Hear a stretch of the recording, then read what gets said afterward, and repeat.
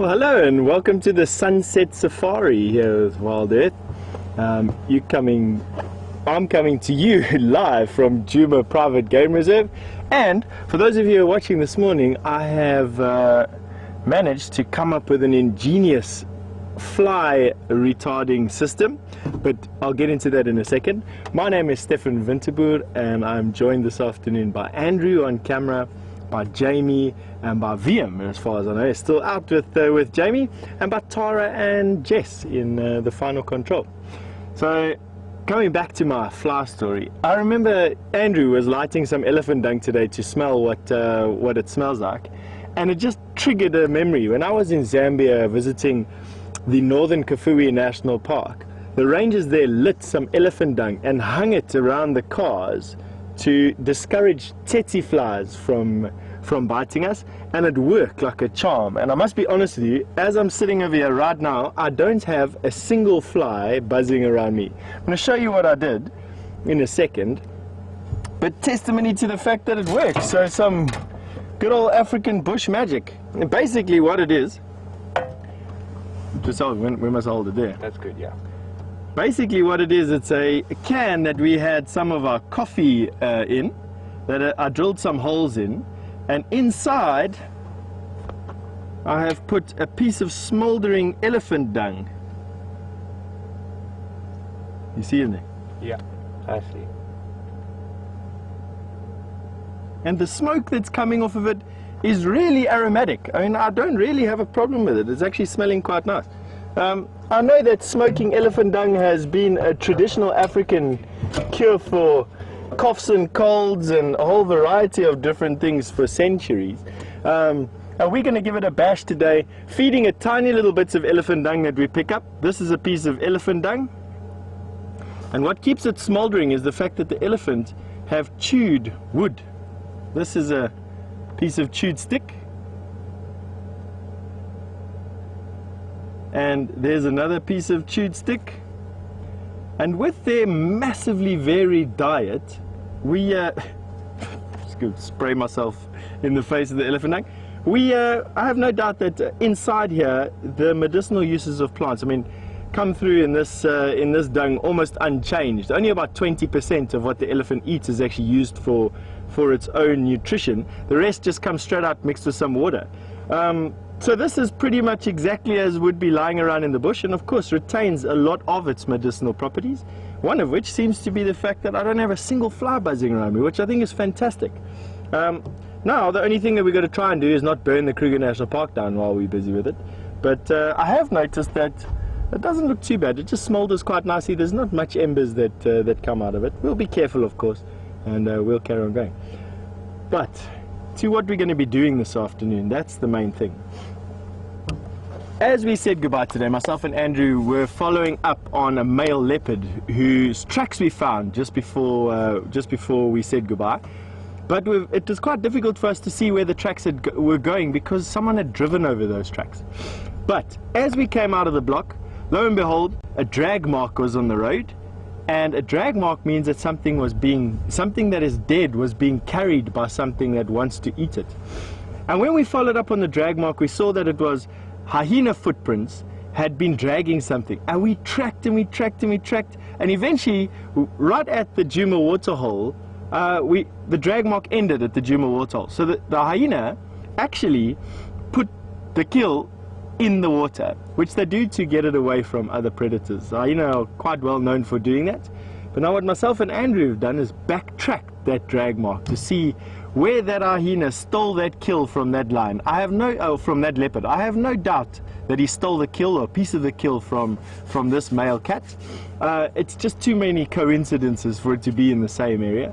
And my hope is that somewhere along this afternoon we can actually find out what it is that what it was that died, and B, what killed it, so that we can show it to you. But without further ado, let's carry on going.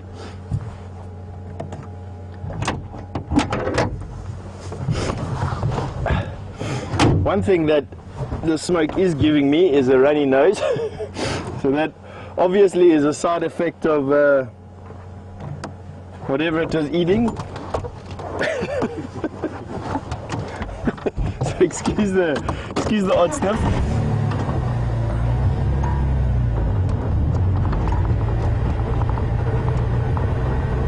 Now the flies are attracted to movement.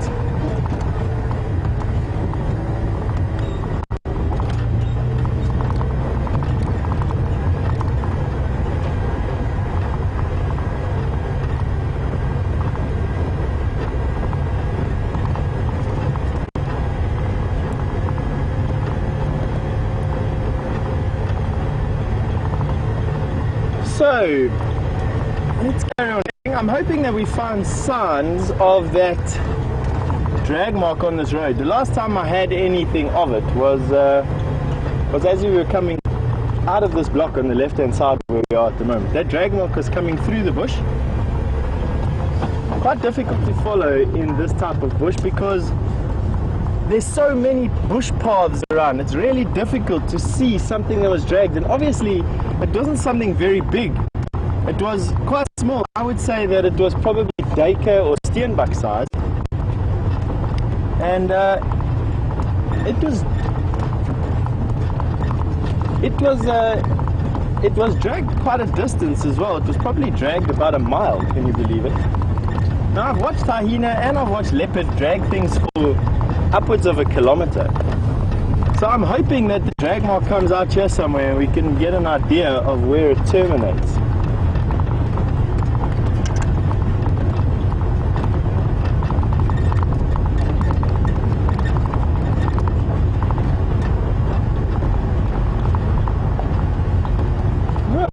While myself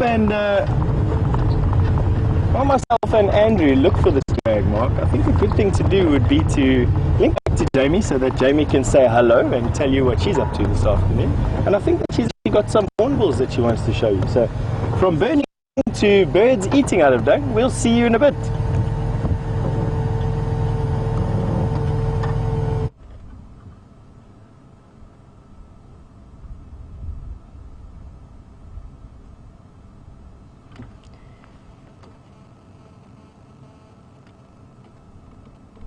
Good afternoon, everyone, and welcome to the Sunset Safari.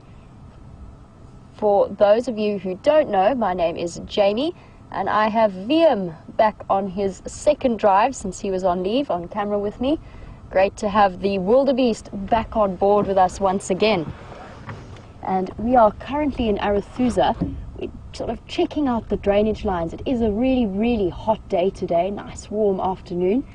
And that's led us to think that hopefully the best chance for finding things might be in the shade and somewhere in a drainage line. And for those of you who might have missed the sunrise safari, we had the Birmingham boys right on the western boundary of Arathusa. We were really, really lucky. They went flat cat just at the edge, so we were able to spend a little bit of time with them. And we did have a big thank you to say to a lot of the zoomies who alerted us to their presence at the Arathusa Dam at about 5 o'clock this morning. And I'm hoping that they are still in the vicinity. I'm sort of heading in that direction, however, it is very, very hot, and I strongly suspect they will have moved into the drainage line for a little bit of extra shade, which unfortunately puts them just out of our reach. But we're going to head in that direction anyway, just to see what they're up to.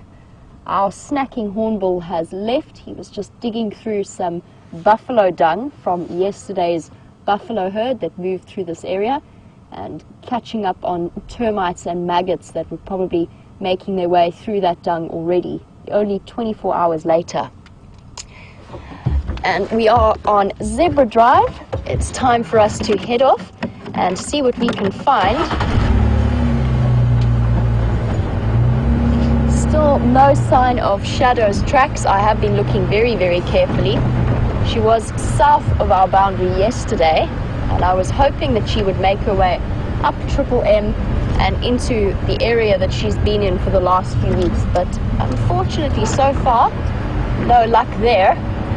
But what an interesting situation with that hyena kill, dragging it into the water that Steph had. Always fascinating little creatures, hyenas.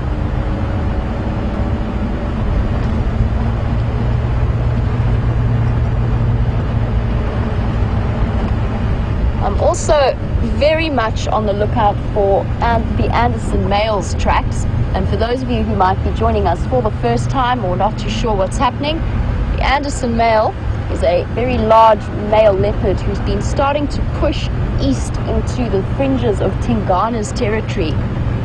And Tingana's typically been the ruling leopard in this area, dominant force. But he seems to be a little bit under siege at the moment by the Anderson male. So we'll be keeping an eye out for him as well.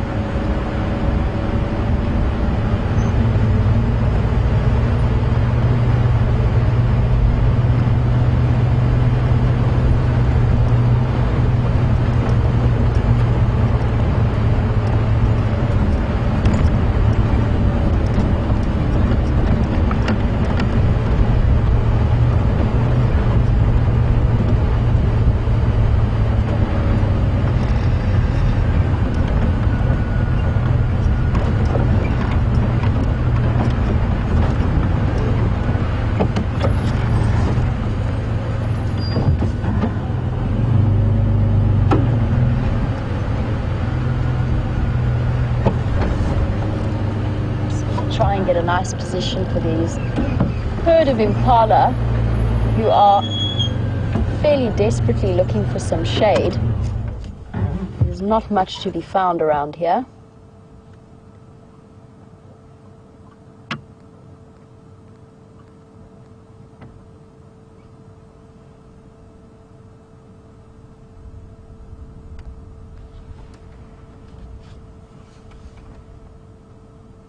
And on our way down, Viam actually remarked that it's so dry we might see an animal like an oryx, and it certainly does have that feel to it today. Everything is very brown and dusty, and all of the animals holding out for the first rains, which are probably only going to come sometime in October, November. So they've still got a long time to wait.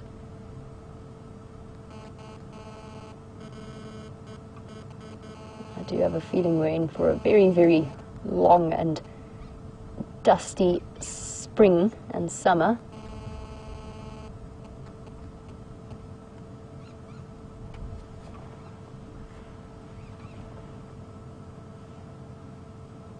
You can hear how quiet it is as well.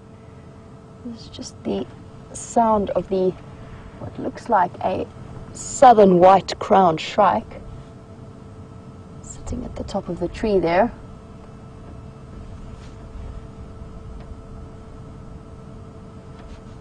Could possibly be a new bird for some of you who are working on your bird lists.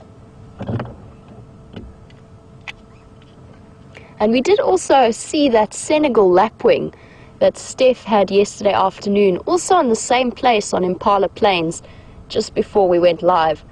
So it seems as though that pair might just be nesting in that open area, which is very exciting news. It's not a common lapwing for us to see.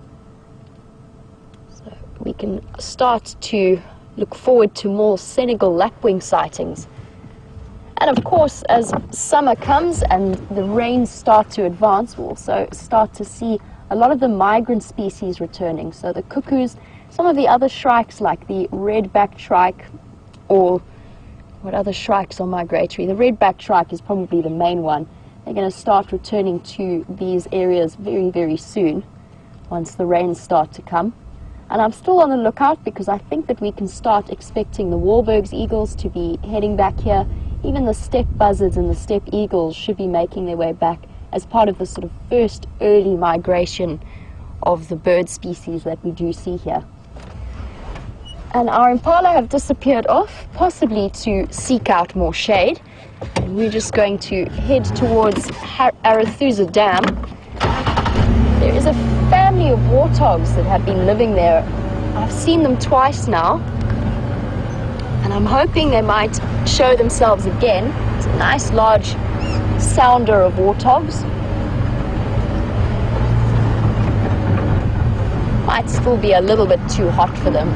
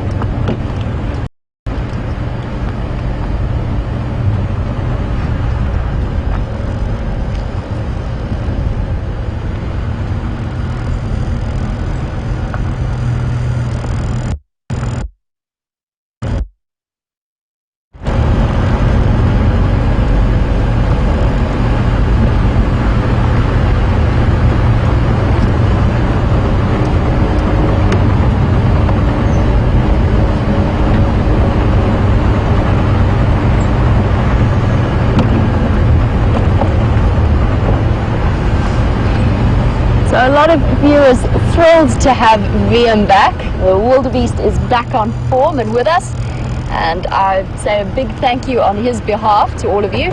I believe that VM had a wonderful time in the Kruger. Is that right, VM? Yep. Amongst other places. So he's been around and about and is back refreshed and ready to shoot some amazing images for us all.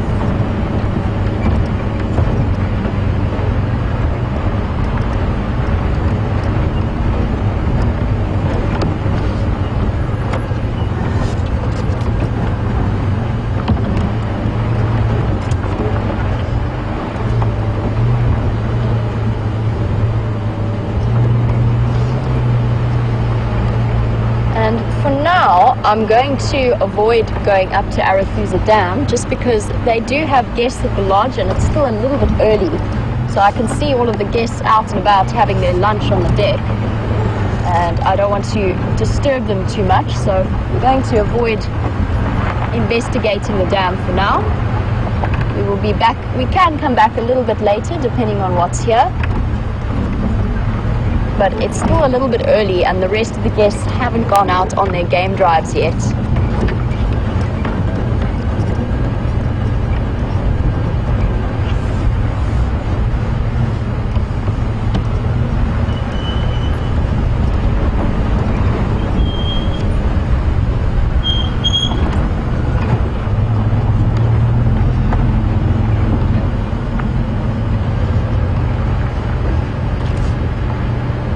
Dugga has definitely acquired a new squeak to her brakes, which I will try and fix at some point. It's a little bit tricky because I've got to get the hubs off and then get into those brake pads that I think have just acquired some dust.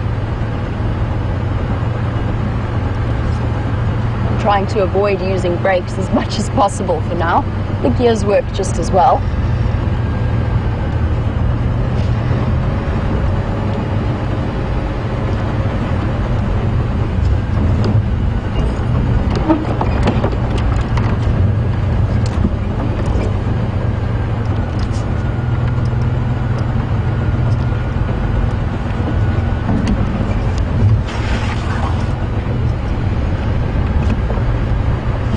And I'm sure you've all been wondering what Steph has been up to. So for now, we're going to head back across to where he is on Djuma, and we will continue our search for these elusive leopards of Arathusa. We'll be back with you a little bit later.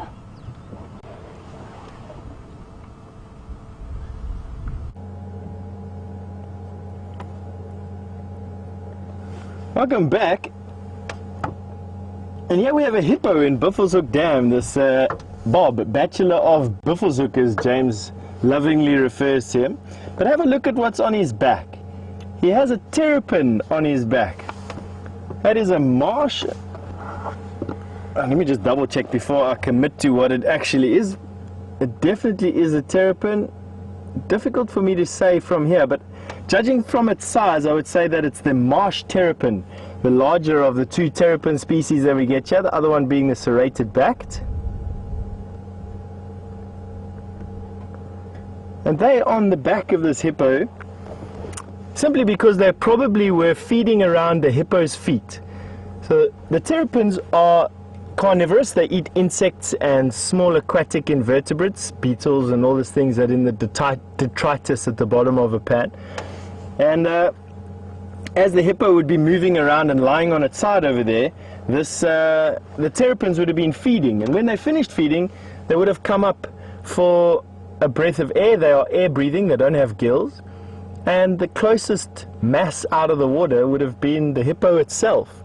And there you can have a look at a nice symbiotic relationship going on over there. At the moment, it's commensalism, which means that the marsh terrapin benefits, but the hippo neither is harmed nor benefits from the relationship. But if a buffalo or two had to come down to the water, there you see mutualism, because the buffalo carry a lot of parasites on them, and the marsh terrapin is well known for going up to buffalo that are busy drinking or wallowing in ponds and biting off ticks.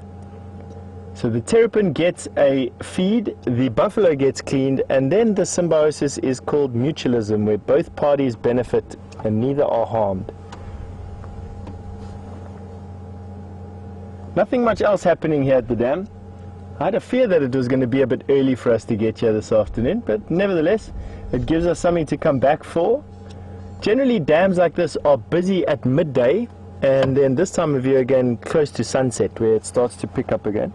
I didn't really expect to find anything much. I really came over here to see whether or not there were some tracks. This road that leads up to this dam is quite well used and holds tracks quite well, which I'm hoping to find some sign of this leopard that we've been looking for.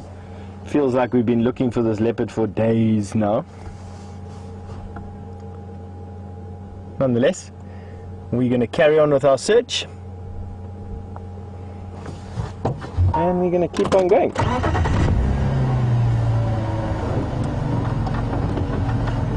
Let's go. I must say thank you to Jennifer in Toronto for sending through your comments to us. And I want to answer your question by saying, I didn't make one for Jamie just yet. I will make one for Jamie. I first had to prove my concept. Let me just go through this dip. The signal is going to get a bit jumpy, but we'll be out it soon enough. Don't go anywhere.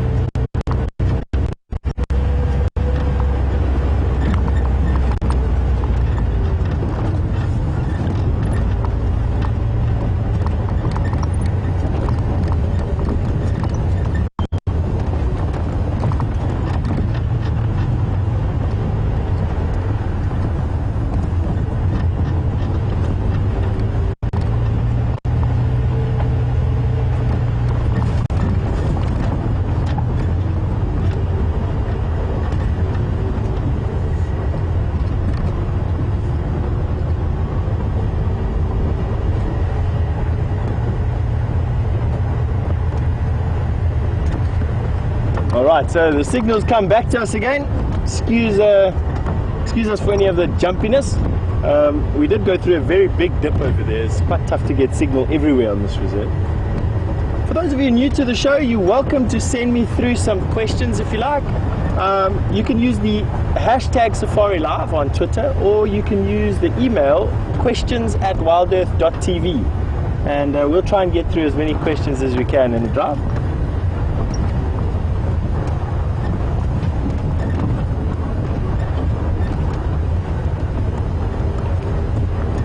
Talking about some comments, Susie Wolf really likes our fly smoker idea. And I actually wanted to get to a point where I could test it out. As you can see from the top of my head at the moment, and I'm trying my best to stay still, there are, it feels like 50 or 60 flies, although probably only 3 that are driving me insane. Wow. So what we did was we switched off our Ellie smoker. Now we're going to switch it on again and see if it makes a discernible difference. It's the only test. So I'm lighting it while I'm in the car so that I don't drop any flaming bits of anything. As you can see there, I'm just getting the wood smoldering. That's all it really takes.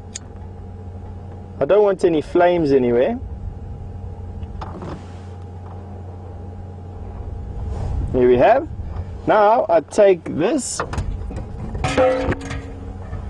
and I put it into my smoker.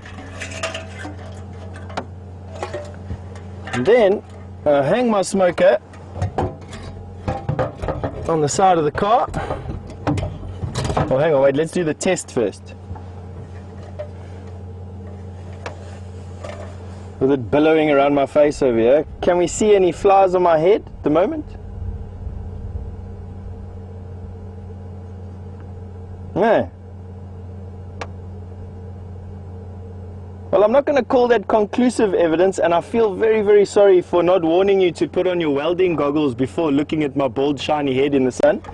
So, we won't call that conclusive yet, but I must say, so far so good for this fly smoker. It looks like we may have stumbled onto something over here. You know, when in doubt in Africa, always just watch an African. They've always got an ingenious solution to a lot of the problems that we have out here. I promise, it's crazy. From ticks to malaria to... it's crazy. I spent 3 years studying a traditional healer's knowledge out here in the bush.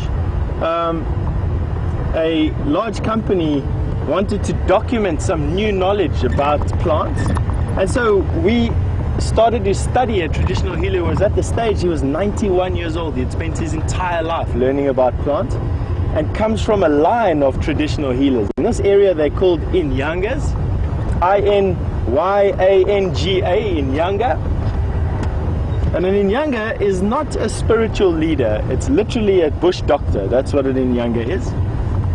And at the end of the study, we had done 480 plants, and of that 480 plants, 20 of the plants had been scientifically tested for properties that were not known to science. How was that? And this guy has added 20 new medicinal uses of plants that hadn't been done before by the time we finished. Let's have a look at this Nyala. Oh, he's moved off now. Let's go around the tree a little bit.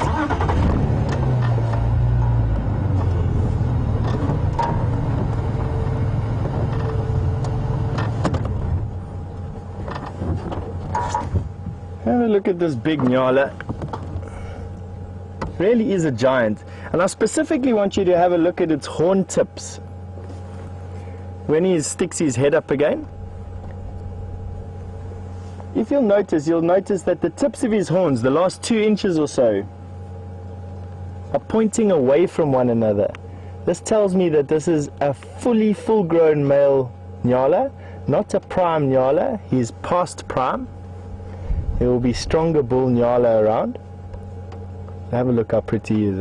Easily one of the most impressive antelope species that we have out here. Huge mane around his body that he's now erecting. I don't know what he's erecting it at. Usually they just do that for each other, but there might be another Nyala around here. It makes his profile bigger.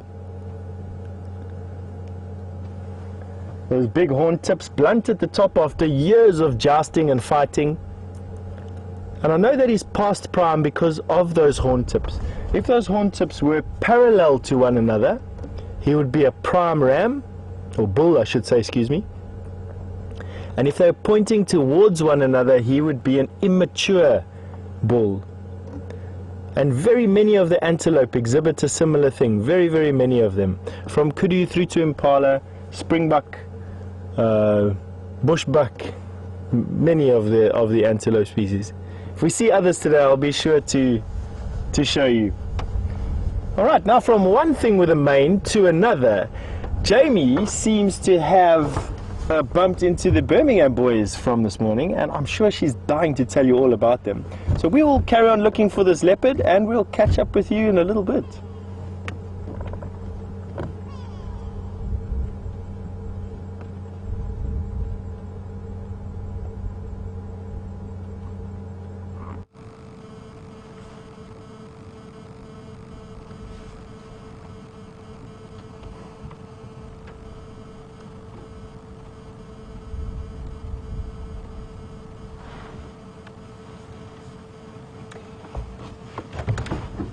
Welcome back everyone, and I just thought since I was in the area I'd pop my nose in here and have a look and see if these lions were up to anything.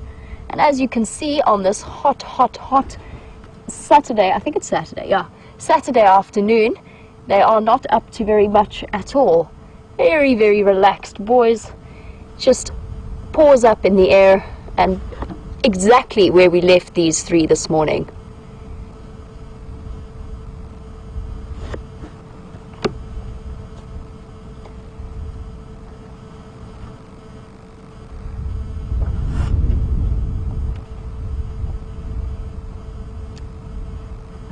Yes, good afternoon. And that is the large blonde male, the oldest of the 5, it looks like. And he does have a little bit of a limp still going on. We noticed it quite a lot this morning when he got up from lying down. It looks to be like his front left paw. And I can't see anything from this angle at the moment. Might be a little bit swollen at the ankle. Doesn't seem to be hampering him too badly, considering the distances that these boys have been moving over the last few days as they start to try and establish themselves. And they are still looking fairly contented with life. Those bellies are definitely not empty, although they will be hunting fairly soon.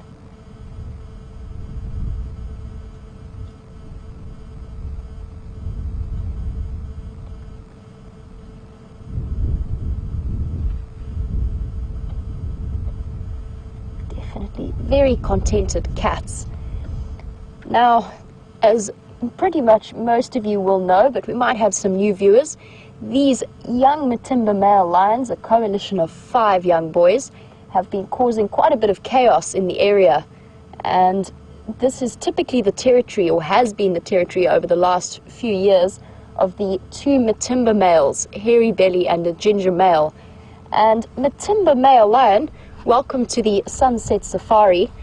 Now, I know that you and many others were wondering where the Matimba boys are at this point in time, and I've only just got an update right now that the one is on Vessel's property, which is to the south of Arathusa, to the best of my knowledge, mating with one of the 6 females again, and the other is on Chitwa Chitwa, so south of Juma, or south of Vuetela's boundaries, just south of Gowrie, Maine. So they are still in the area, but they have not put in any kind of show in terms of coming to chase away the Birmingham boys, possibly because they are a little bit distracted by that female lioness who's in estrus at the moment. So a bit of an update for you there, just to let you know what's happening with those 2. And of course, everybody's very, very curious as to how this situation is going to play itself out over the next few months. For now, these boys seem perfectly content with being over there. And we do also have the other 2, just in case you were wondering, since we only have 3 on our right. The other 2 are also flat cat under the guari bushes.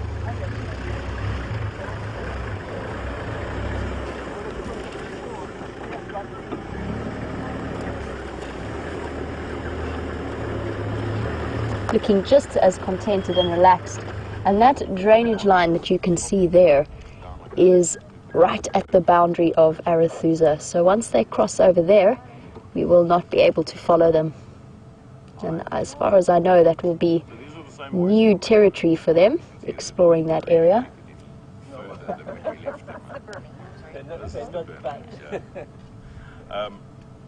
Because I heard some of you mentioning that they're snuggling quite nicely. Yeah. Do you remember we were discussing And I'm social interaction? looking to see for any flicks of the ears or flicks of the whiskers that might indicate that they are in any way bothered by flies. And I must say, it's something that I've noticed about Arathusa, is that I certainly am not plagued in the same way that I am on Juma. But the lions are still responding every now and again to the flies, and maybe they should try Steph's elephant dung burning approach, which I think is the most innovative method I've seen in a while. I'm hoping it works out for him, because if it does, I might give it a go. It does give quite the impression, as Steph drove off this afternoon to prepare for his sunset safari, it did look very much as though Wendy was smoking and possibly on fire. So it helps to know that he was just burning elephant dung in a coffee tin. Very, very clever method. The cowardly lion.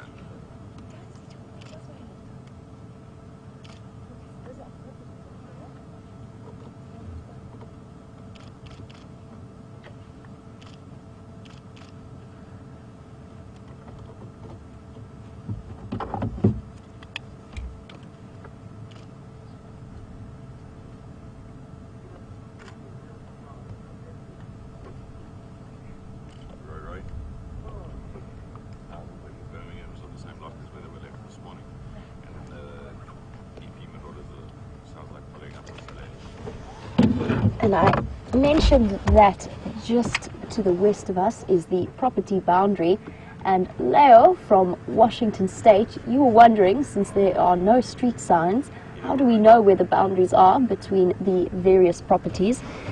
And I will tell you a story about that. I actually have only just learned that through experience.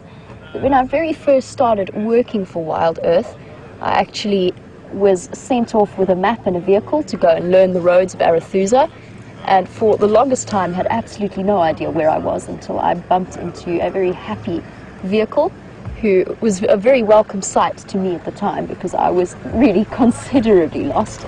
And he kindly explained that I was a good couple of kilometers outside of our boundary, had a good chuckle, and then sent me on my way. So I've only learned now through experience, and the roads all have names, we all have maps.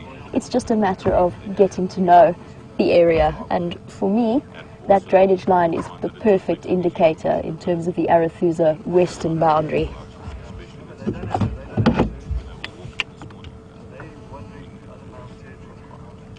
Plus, we're also under the impression that you get to sit in enough traffic that you don't need to hurt them. And as I'm sure you can imagine, this is quite a popular sighting, and there are lots and lots of people who are keen on having a look at these lions. So we are going to have to leave them for now, and we'll come back a little bit later if they still are around. I don't think they're going to be moving anytime soon. They definitely don't look like they're going to. And in the meantime, Steph has a fantastic group of dwarf mongoose chilling out in the sun, and we'll be back with you a little bit later. Bad? Oh, no. Flies not bad yet. Have a look at what we bumped into. This is obviously coming from one of Africa's largest predator. This is quite often referred to as Africa's smallest predator. And roughly 100 times smaller than that male lion that you were just seeing now. They weigh almost exactly the same, but 267 grams versus 267 kilograms for a male lion. This is the dwarf mongoose, and have a look at that. Now, it's quite interesting as they're living in this termitarium, and termite mounds, apart from being everything else that they are, make fantastic homes for a lot of creatures out here, dwarf mongoose being one. Have a look coming into the bottom of your screen now, bottom right, you'll notice a bunch of little black dots. That is their dung.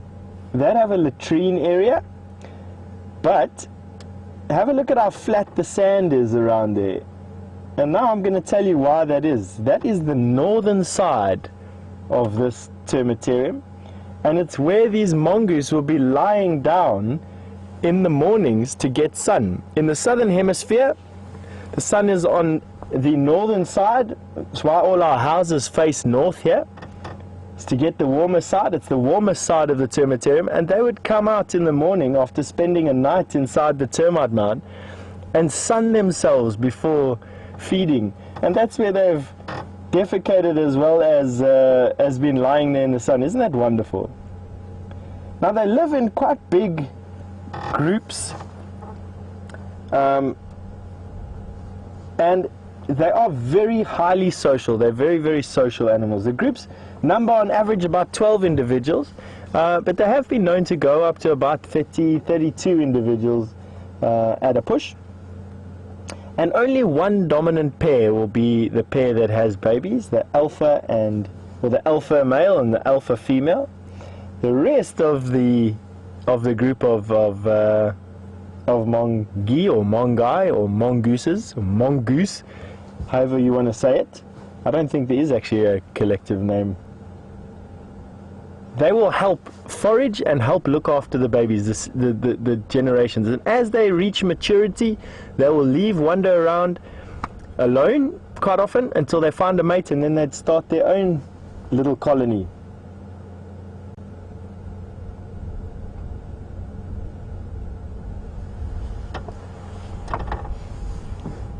These two are just enjoying sunning themselves in the looking out. I haven't seen too many others. I saw one other one that was just behind there actually. What a beautiful sight. As you can see, they're very alert. Now their territories aren't very big. Their territories are about 1 square kilometer, or about 0.6 of a mile. Oh, there's another one sticking his head out.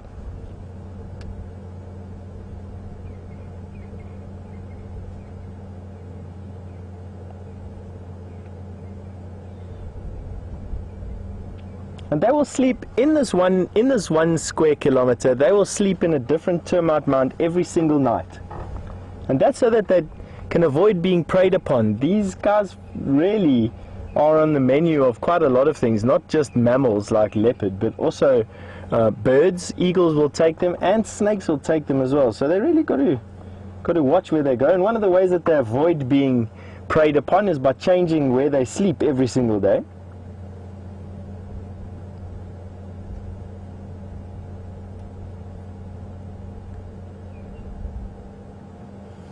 And much like lions, if sick and injured members of this group are able to keep up with the clan as it moves from one place to another, they will be looked after.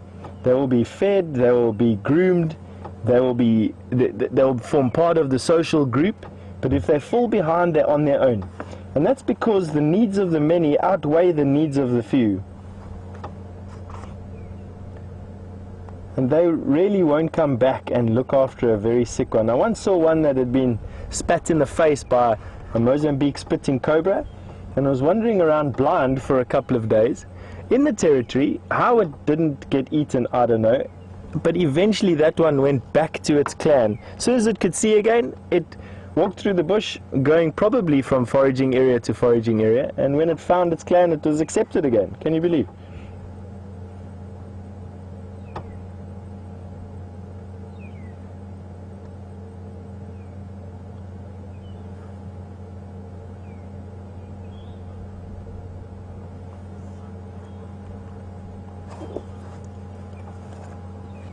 That is full grown, the one on the right hand side.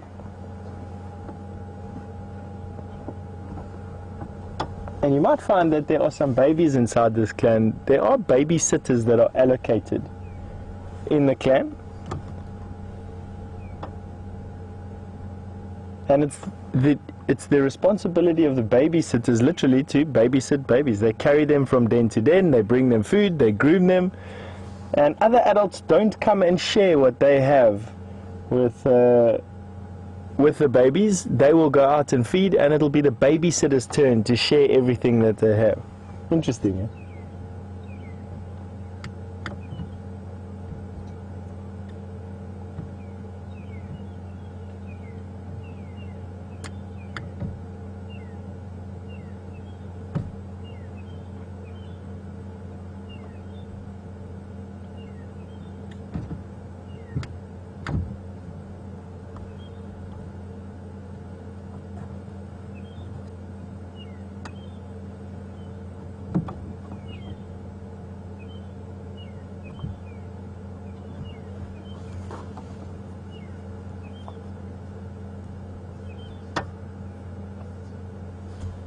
Ah, welcome to the show, Dennis in Lakeville.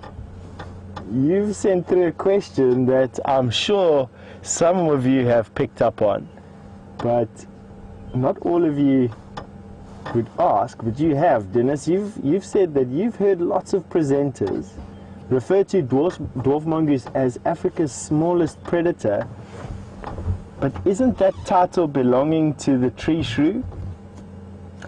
You are absolutely right. You are not wrong at all. It is absolutely right. Africa's smallest predator is a reference to mammals that catch other mammals. The tree shrew is almost exclusively insectivorous. And while the dwarf mongoose does eat a lot of insects and a lot of invertebrates, it also has been known to catch birds and mice, which is where it gets its title from. But what a good question there, Dennis. Thank you very much for sending through that question.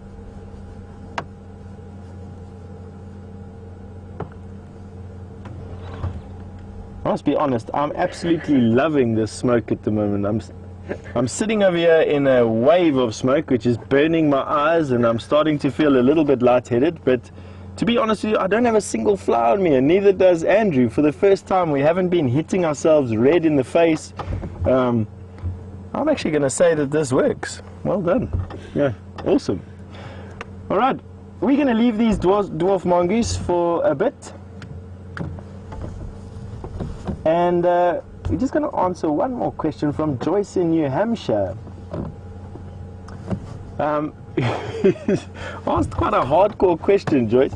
Other than being a food source for other things, what ecological role do dwarf mongoose play in an ecosystem? And Joyce, good question. If a bit hardcore, Joyce, they help to keep insect numbers down.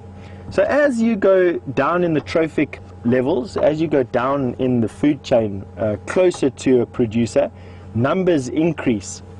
And in terms of insects, their numbers can be super abundant, and obviously insects eat plants, and plants do grow. Too many insects without predators on insects, and you'd get an overabundance, an overgrowth of plants. Things wouldn't be able to move through the undergrowth. Too many insects, you don't have enough grass, you don't have enough food for everything, and the entire pyramid collapses. These dwarf mongoose, and in fact everything out here, lives in a balance with everything else. One keeping another one in check, keeping another one in check. So although they are a food source, not a very big food source, but a food source for other predators, they in turn are a prey on insects and scorpions, and small mice, and things that left unchecked can actually have an impact. So everything's in balance, everything's in an environmental equilibrium out here. Everything except us, that is. We tend to stand outside of that, but we try and maintain it as best we can in places like this, which I think we do quite well. So thanks for the question there, Joyce. I think let's carry on going. We are looking for a leopard, or any cat in actual fact. Myself, I'm having a bit of an anti-leopard week, it seems, this week. I can't remember the last time I saw a leopard, to tell you the honest truth. I can't even remember the last time I tracked and found a leopard, to be honest. But we're giving it a good bash.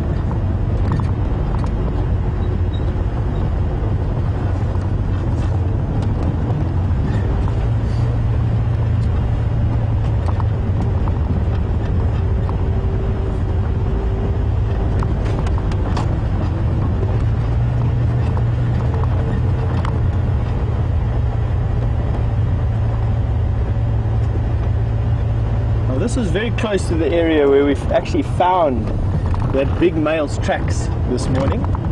I've decided to come back into this area, not because I think that this male leopard is here, to be honest with you. Leopard very rarely come back to the same place. I just want to make sure that I haven't missed a clue about which direction that he's gone in. We didn't find any further tracks of that drag mark, so I can only conclude two things. One is that if it was a kill, it was made in that block, and if it was a leopard kill, that leopard didn't come out of that block. We've got to wait for him to come out of that block before we can find him. I didn't even know where he went in, to be honest. So I want to come and see here where his tracks have gone. What is going on, basically?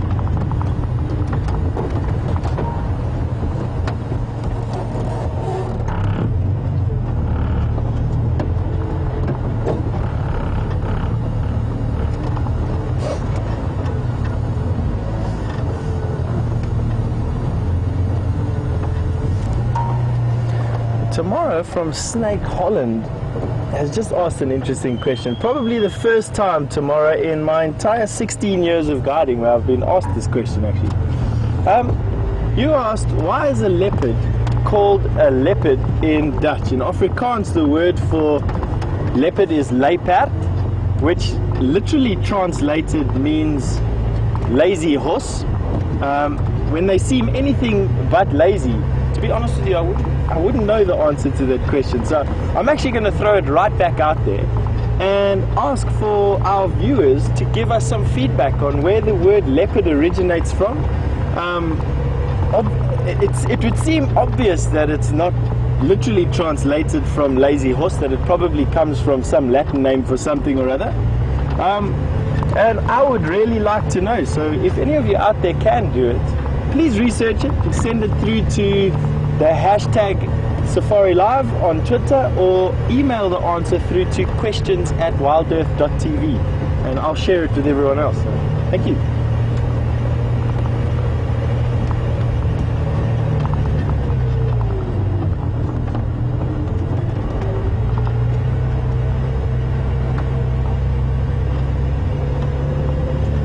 Now, while I get to this junction, it's probably going to take me a little bit of time to decipher what happened to the tracks. I couldn't do it easily this morning, so I have no doubt it's going to take me a little bit longer now that we are sort of 6 hours past that.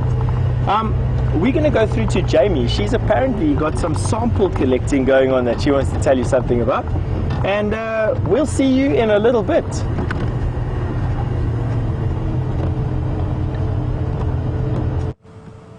I think finishing.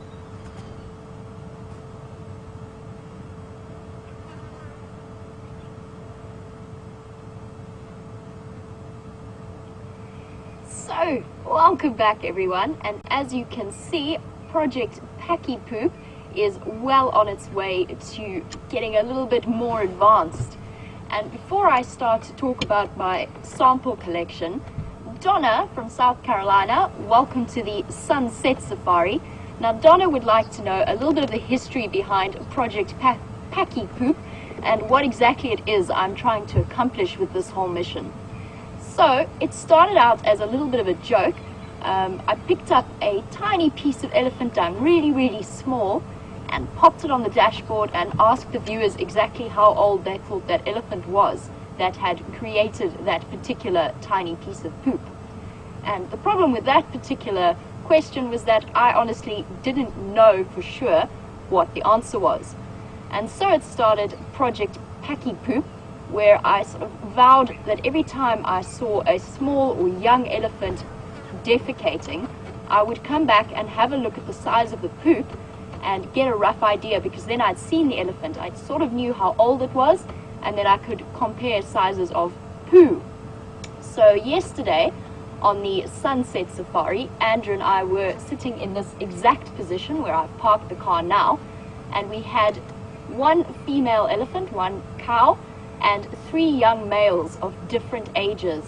The youngest was probably about 2.5 years old, and he was the one causing a little bit of trouble and then being bullied by the middle male, who was about maybe 5 or 6, and then there was a slightly older male who I put at about 7 or 8 years old, getting a little bit older, almost at that teenage stage of elephanthood. And what I did is I came back here and I collected a couple of samples. So on the right here, would be your right, it's my left, that took some serious thinking for a second. On my right, on your right, mommy's poo.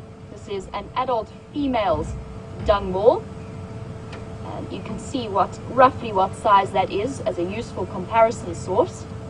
Then we have the eldest male elephant, and this is definitely from yesterday, it's still damp, and I put him at about 7 to 8 years old.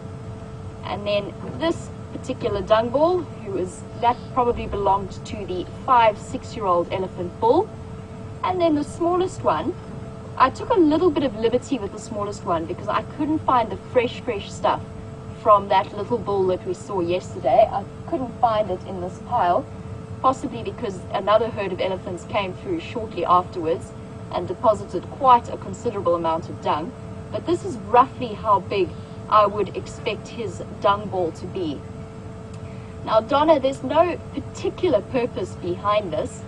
It is just that I'm curious, and it's so nice when you are able to walk and drive through the bush to be able to explore what it is you are seeing and know just that little bit extra.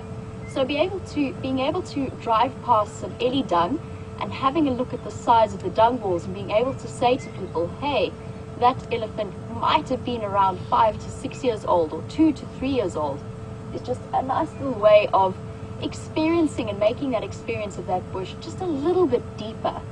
And it also has a nice purpose in terms of your walking experience, because although you should always be avoiding breeding herds on foot if you can, if you do come across a dung piece that is smaller than this one means that there's an elephant that's under a year old somewhere in that herd, and something that you really, really want to avoid.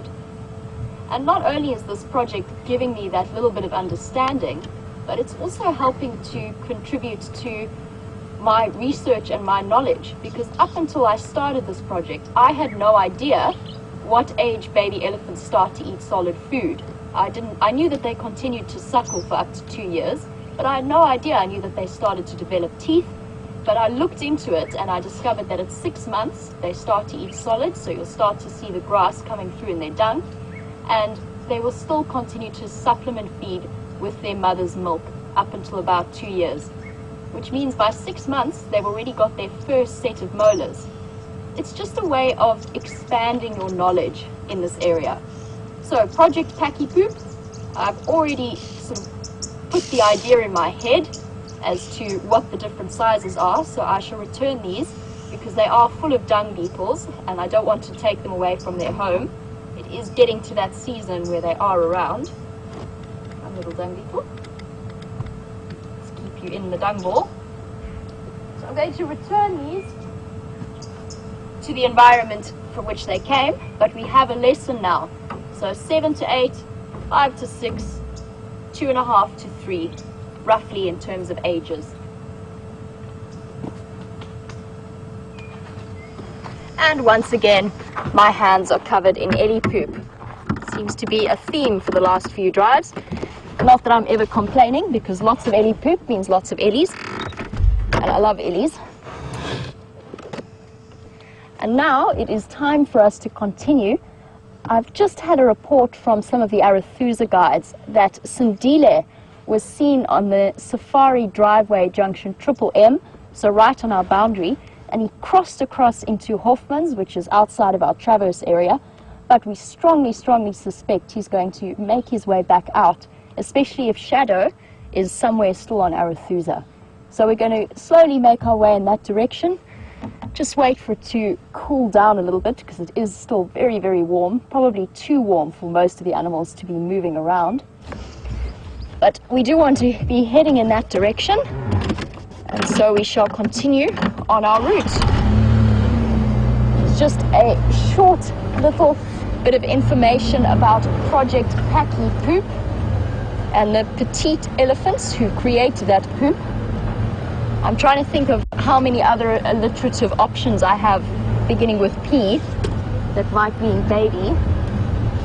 I'm only getting petite at the moment, but I'm not putting all of my brain power into it.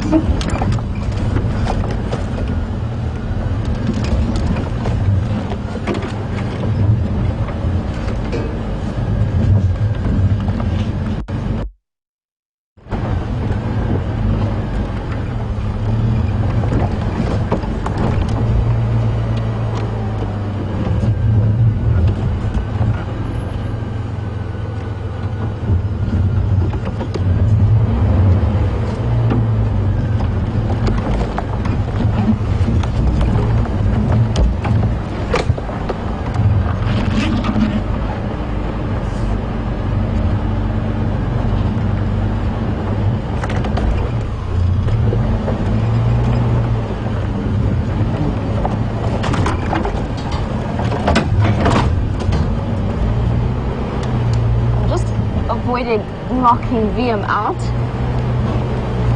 And as we continue on our sunset safari, Tamara asked that question of Steph, which I think is a really, really good one, as to why in Afrikaans a leopard is known as a luiperd, which sort of literally translated is a lazy horse, which doesn't make any sense to me at all.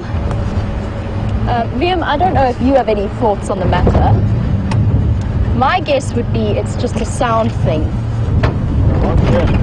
We've acquired a passenger. Let's just get rid of that for a moment. We very definitely acquired what looks like half a tree under the undercarriage of the car. So we'll dodge that this time. And the only reason I can think of behind... Oh, there's lots of elephant dug blowing into my face. Had quite a good mouthful there. I think that leopard must have been an alliterative version of people saying the word leopard. And I'm not sure of the history behind leopard, or the word leopard, but it probably wasn't originally pronounced as we pronounce it today. And it probably just branched off from two separate language branches as the word used for the spotted cats of Africa.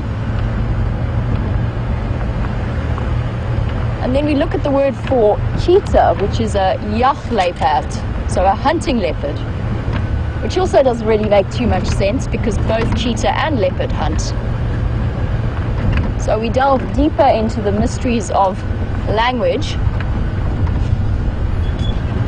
And Afrikaans, of course, mostly has its origins in the Dutch language, most of it. Obviously, there's some other influences. So I'm not sure what the word for leopard is in Dutch. Perhaps some of the viewers know, and of course, we're always keen to hear from you. And you can do so on #SafariLive on Twitter, or you can email through to questions@wildearth.tv.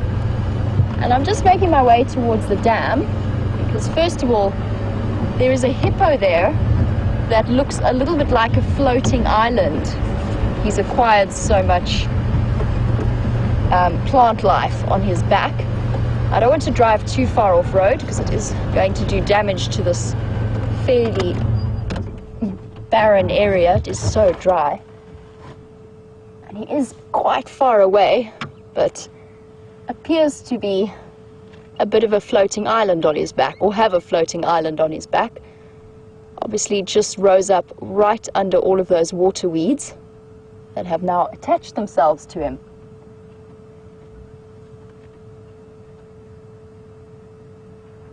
Quite a peaceful scene. The last few afternoons that we've come by here, or over the last few weeks, I've often seen the hippos out and about sunbathing on the side, but it is definitely getting too hot for them to do that anymore. There you can see the beautiful Arathusa Lodge, currently in the middle of being rethatched. And there's plenty of water still in this dam, which is a good thing. The animals are going to need it in the months to come. There are some buffalo off in the corner there, so we're just going to loop around. It looks like a group of Dugga boys. They all look like males to me. So let's loop around and have a look and watch them for a while, enjoy their afternoon soak in the dam.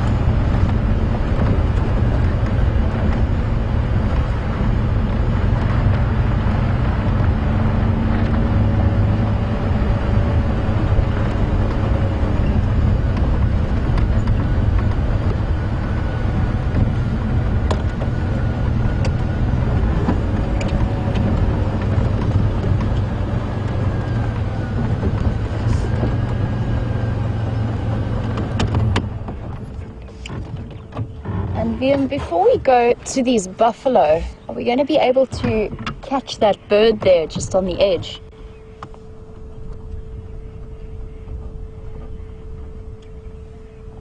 And that really beautiful bird that is pecking along that russet-colored back is known as an African jacana. And it's quite a unique and fascinating bird in that the females are actually, I'm just trying to think of the word, it's polyandrous. So they mate with multiple males and they leave each male to raise their brood of chicks and continue on their way to the next unsuspecting male. And that's generally quite unusual in the bird world. For the most part, most birds are either monogamous or they are polyamorous, can't remember the word right now, but it means that the males mate with lots of females. It is fairly unusual for a female to have multiple male mates. And quite a beautiful bird. As she's walking along there, you can see those very, very large feet. And that's an adaptation to being able to walk along either in the mud or on top of the sort of flimsy water reeds. Oh, off she goes.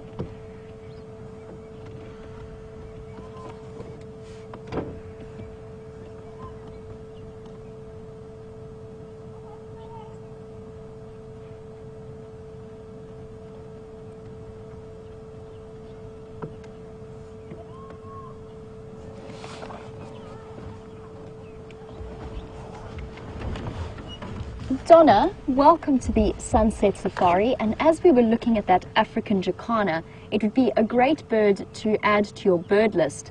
And I know that you were wondering how you go about creating one, and there's no set system. Basically, just as we are conducting either the sunrise or the sunset safari, we will try and point out the odd bird. We couldn't possibly point out every bird that we see on every drive, but we will try and point out some of the few really nice, obvious ones, or maybe the little bit unusual ones for you to see. And you can just start making your own list. Just jot it down. And if you do want a little bit of information as to how you spell it, or just want us to repeat the name, just shout on Twitter on #SafariLive, or you can email through to questions@wildearth.tv, and we will help you out with the name, and we will double check the spelling of it just so that you know exactly what you're seeing. And over time, if you stay with us for these live safaris, you could pick up an incredible list of birds. We probably have at least 150 species at the moment, just generally seen in the area, and that's just our 50 more than that. I think the Sabi, to be careful because our specific number, but over the 300 mark in terms of different species that you can see. A bit later, and what I'll try to do now is find you a picture of the African jacana so you can have a look at the spelling and what it looks like and the difference between the males and the females. So I'm going to just have a look through my bird book quickly. I'll find it for you fairly fast. And generally the ones that we will get very, very excited over are the ones that we haven't seen or don't often see. A good example being that Senegal lapwing that we've been seeing, that's been seen twice now on Impala Plains.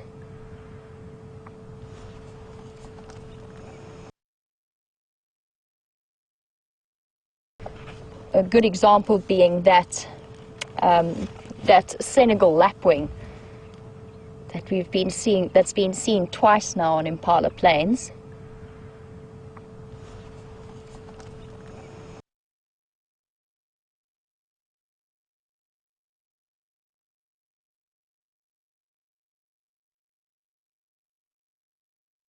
The large feet that I always look disproportionately large, and a very, very striking bird, that blue.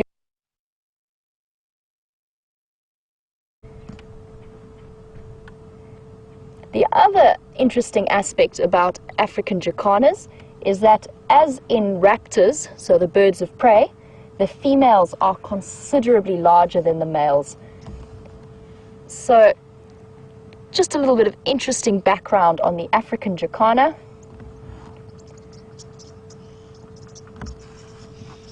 And I can hear some other birds flying around, and those would be the red-billed oxpeckers that are sitting on these Dugga boys.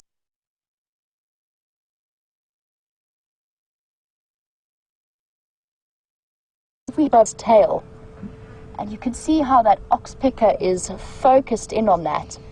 And that what is one of the disadvantages of oxpeckers is that when there is an open wound like that, they don't just feed on blood or on ticks and parasites, they also feed on blood and mucus. So when an animal does have even a small wound, they continually peck at it and keep it open and stop it from healing. So they can be very, very useful birds, but sometimes they do a little bit more harm than good.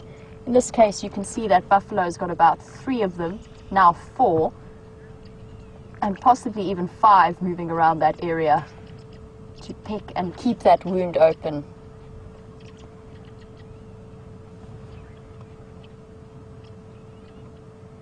And these are all red-billed oxpeckers, continuing with our bird theme. And if we do ever see yellow-billed oxpeckers, which have a half yellow, half red beak, you will see us be very, very excited. I have yet to see one while I've been here on the working for WildEarth, though I have been a little bit lax about checking every oxpecker I see.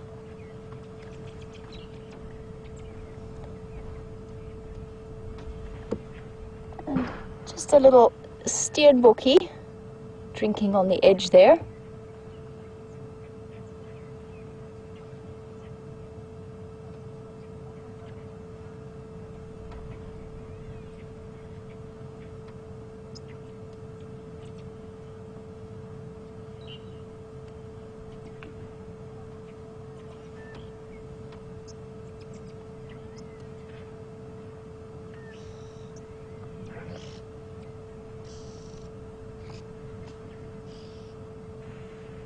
And those nests of the buffalo weaver sitting up in that dead tree. Lots and lots of bird life around a dam like this.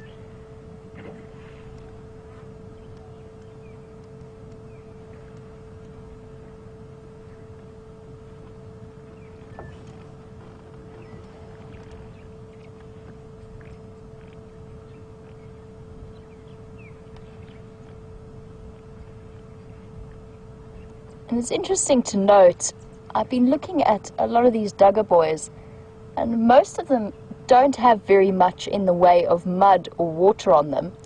And I'm starting to wonder if they aren't feeling a little bit reticent about wallowing in the dam, as hippos are known to be a little bit grumpy and quite protective of their space, especially as the dams start to diminish in size.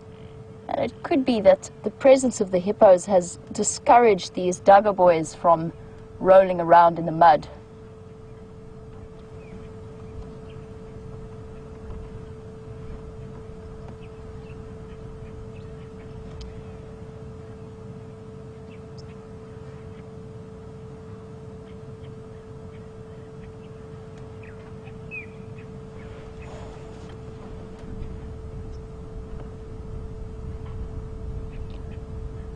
And the wind is starting to pick up again for the first time this afternoon. It did start out unbelievably still and hot, and it's just starting to blow ever so slightly, hopefully to bring a little bit of a cooler weather, or at least just a little bit of a drop in temperature, as we start to see the cats and various other animals get active again for their evening movements through the bush. And I think it's time that we leave these Dugga boys and the birds of the Arathusa Dam and the floating hippo island, who appears to have disappeared now. And we head off again on our explorations of the area. And let's see if we can finally catch up with Sindile.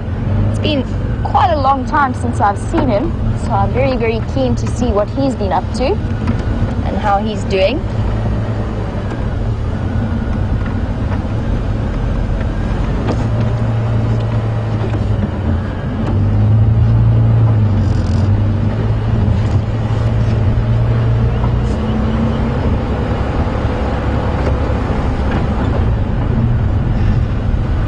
For those of you who keep up with some of the more peripheral leopard characters of this area, Salayesh has been spotted this morning on Elephant Plains. She is a female leopard who has, I think her cub is about 3 months old. So she was seen by the guides on Elephant Plains this morning, and her cub is still happy and healthy. For those of you who might have a little bit of a more in-depth knowledge of the various leopards in this area.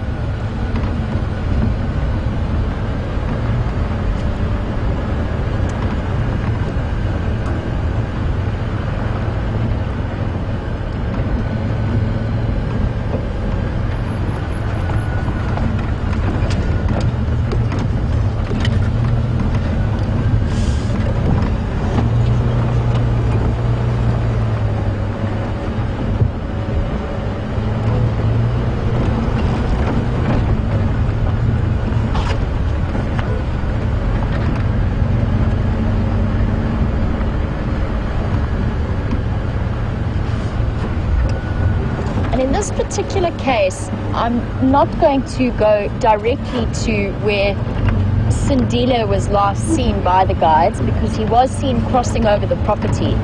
What I want to do is loop around before I go in that direction and just double check some of the more regularly used areas by shadow. Since Sindile was on his own, and very often the times that I've seen Shadow and Sindile together have been around this sort of time in the afternoon when she's made a kill and has come back to fetch him. I just want to double check and make sure that this hasn't been the case so that we don't miss out on seeing them.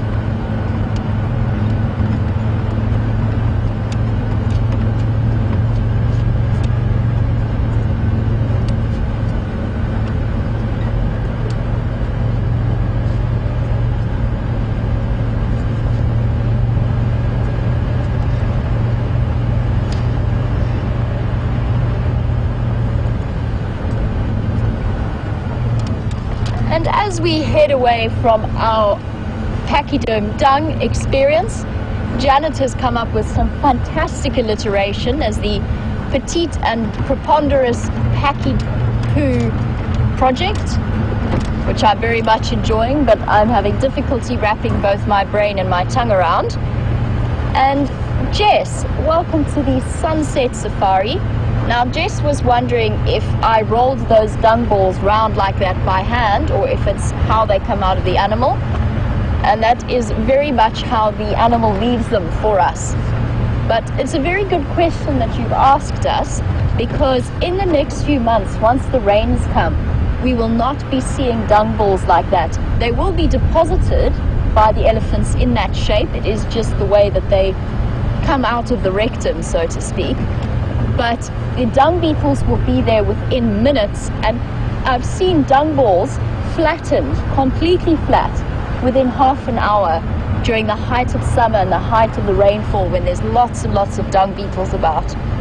So in summer we really don't get to see those dung balls so clearly, which is what makes the petite and preponderous pachyderm, okay, I've lost it. But that particular project, and what makes it fairly urgent right now, because over the next few months we're not going to be able to do it. The dung beetles will have removed the shape of our dung balls before we can get to compare them. And it's only because it is winter that I was able to come back to complete dung balls today, when they had been deposited yesterday. I did think about it yesterday, but I felt like Mommy Elephant had perhaps been provoked quite enough by those 3 little boys that she was looking after. I didn't want to add to that situation in any way.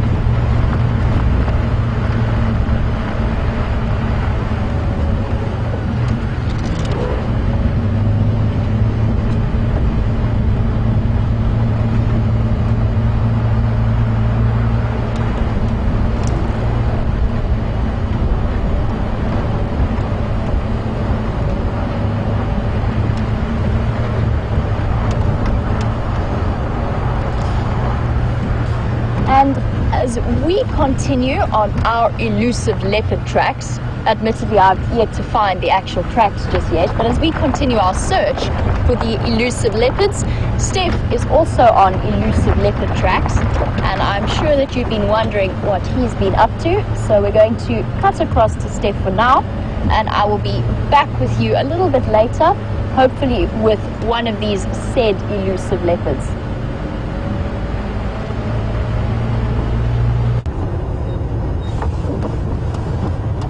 Welcome back to my very quiet safari so far. Got a feeling it's the heat this time of the day for this day. I was having a look at the weather report last night, and they've predicted berg wind conditions for today, which have made the temperature outside of the sun but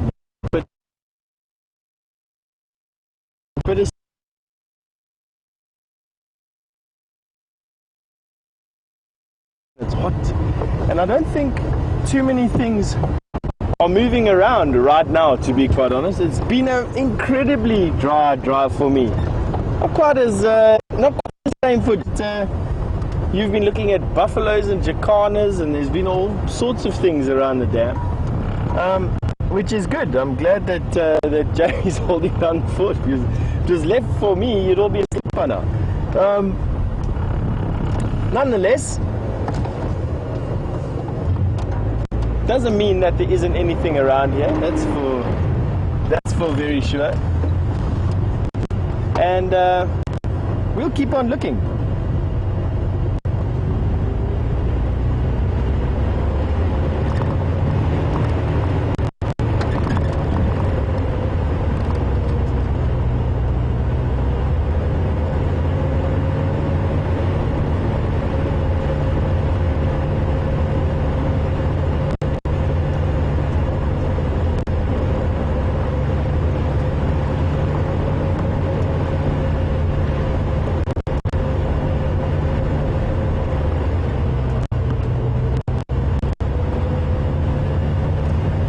Excuse for those signal gremlins creeping in. We were in a very low spot over there, and it sometimes happens in this area.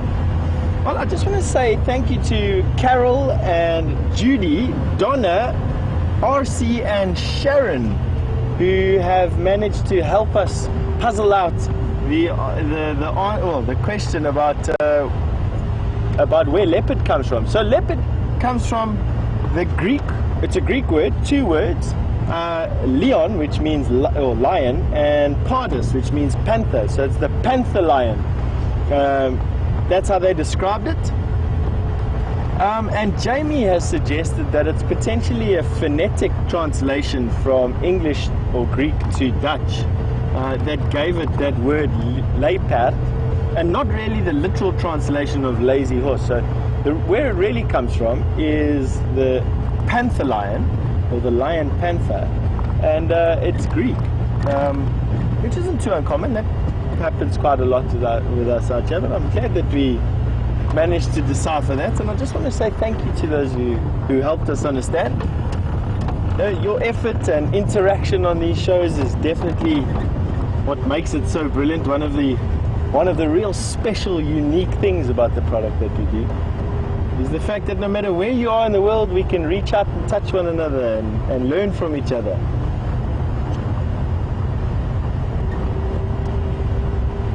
Alrighty. These leopards are beginning to wear my patience thin. They're running circles around me. I don't quite know what I'm going to do. Probably get a little bit more aggressive in my approach to driving around here.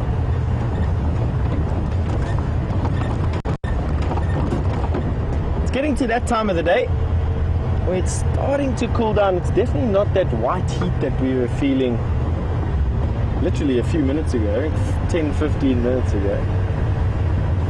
And it's about time I want to go and have a look at the dam that's close to here, do my daily inspection of the dams that we're close to, and see what is in their vicinity.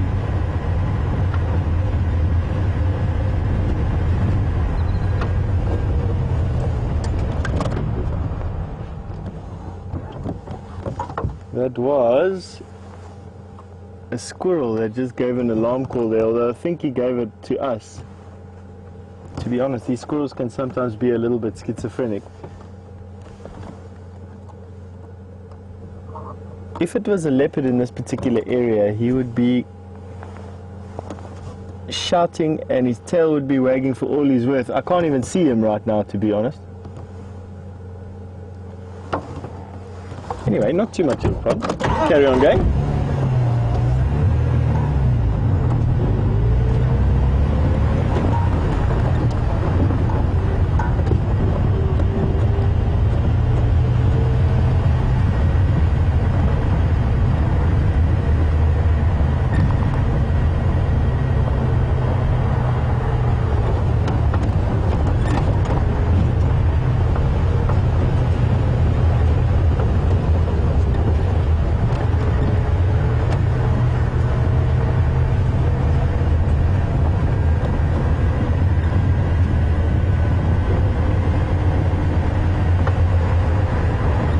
Right, we're going to be going up this one road back to a dam, Treehouse Dam.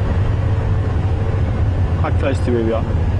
Now, I don't really expect anything to be at the dam, but what I am expecting there to be is some animals around the dam. And where you find food, you find predators. That's my...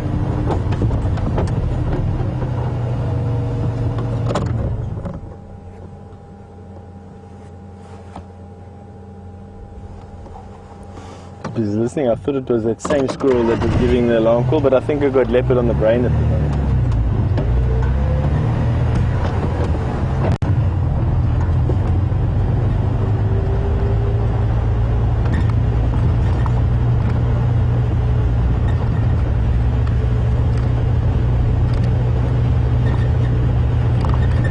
And we're looking in the trees and we're looking in the shade.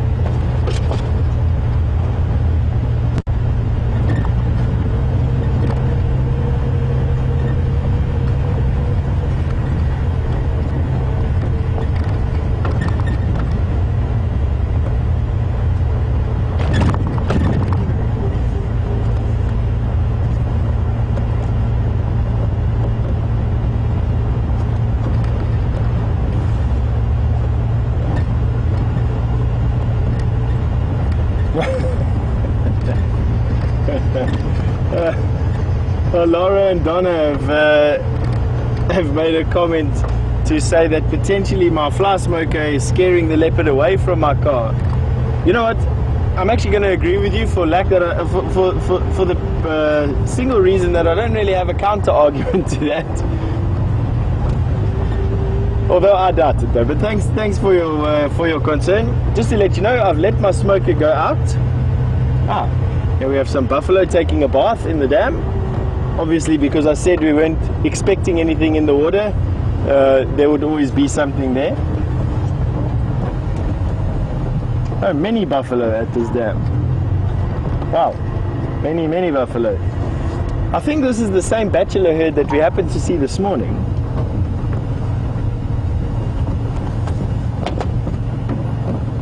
Is this a good place for you, Andrew?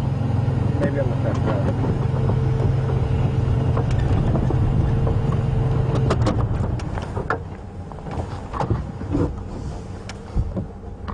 I think these are more than the ones we saw this morning. The ones we saw this morning, there were 13 of them. This is 1, 2, 3, 4, 5, 6, 7, 8, 9. This is 22 buffalo, so definitely more than we saw this morning. So they've picked up some stragglers along the way.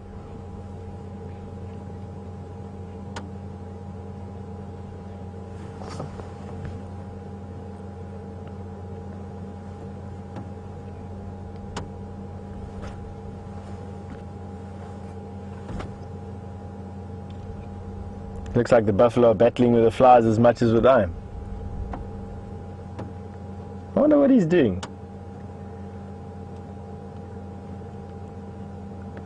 Let me have a look and see if it's not that that's oxpecker that's giving him some trouble over there. So I think it might be.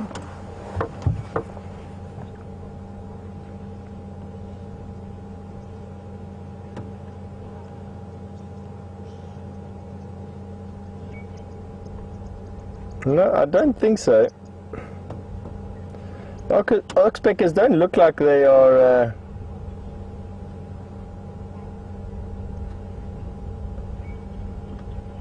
digging in a wound, although I must be honest, that oxpecker that's on his belly looks like he might be digging in a wound, which is irritating the buffalo and therefore causing him to shake his head and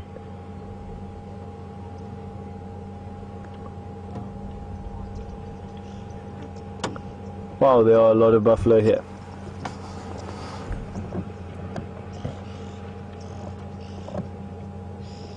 All males. And for those who weren't watching this morning, bachelor herds amongst buffalo are fairly common, especially the older buffalo.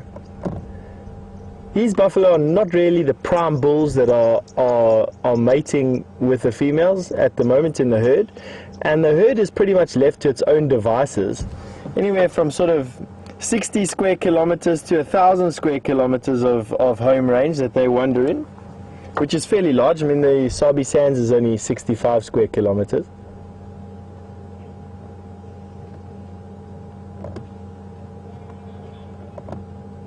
This one has a very milky eye.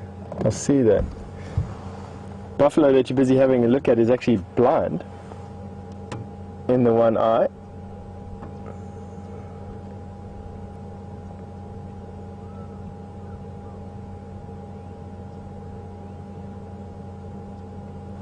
Could be from anything, an injury, it could be some type of disease.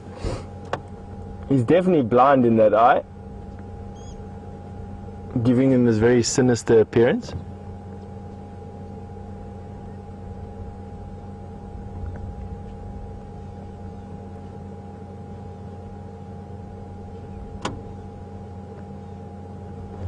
Excuse me, and I think my maths was slightly wrong with saying that the Sabi Sands is only 65 square kilometers. It's actually 6,500, no? 65,000 hectares divided by 1,000.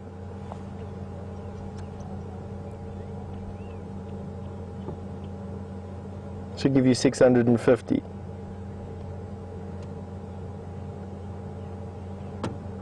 think his buffalo standing up. He's had enough.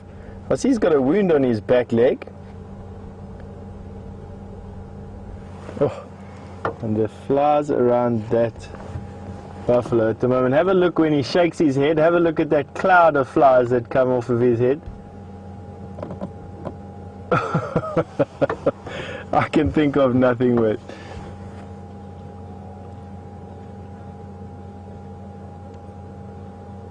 Have a look there when he shakes his head. Ooh. Man. Almost bald. Buffalo, when they get to about 10 plus years, especially as they start approaching about 15 years of age, almost lose all their hair entirely. And wallowing in mud like they do at the moment helps to cool them down. It helps to coat their skins against the biting insects and the ticks, but it also helps to shield them a little bit from the sun.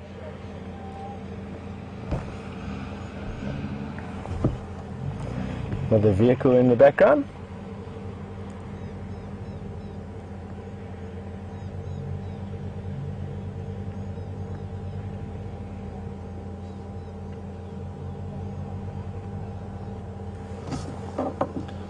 Got this buffalo that's busy lying in the mud. I'm going to see if I can actually drive up onto the wall, see if we can see him a little bit better. Gives us a unique view of this buffalo. So let's start the car and see if we can creep up.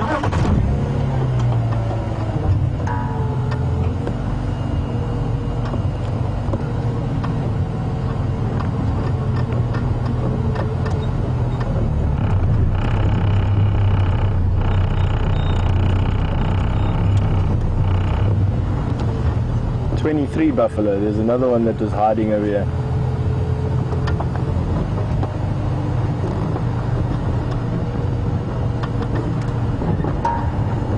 I'll give you a unique view of some buffalo.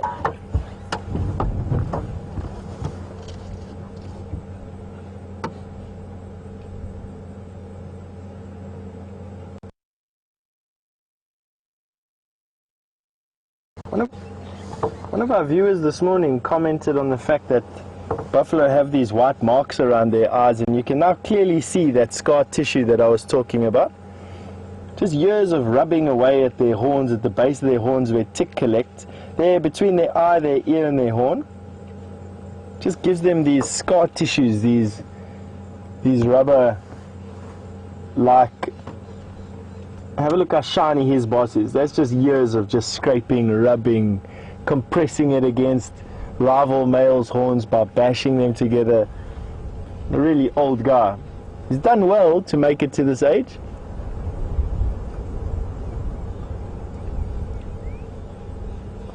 I think lions in this area, the average that I was hearing the other day, is about 40% of their diet is made up of buffalo, which doesn't bode too well for this guy, unfortunately. They'll be picked off one by one.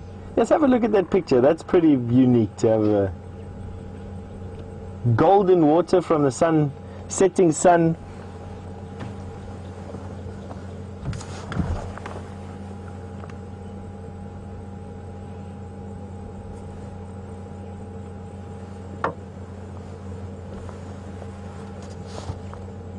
Now, being above buffalo like this does give everyone the opportunity to get a screen grab. It's not every day that you get above buffalo like this, especially with them being as relaxed as what they are. They really don't mind this particular, the car being where it is at the moment. Yeah, Andrew is helping you with the shot. And when he set the shot, you're welcome to get a screen grab of us looking down on top of this old male buffalo. He's a beautiful example of a bull buffalo.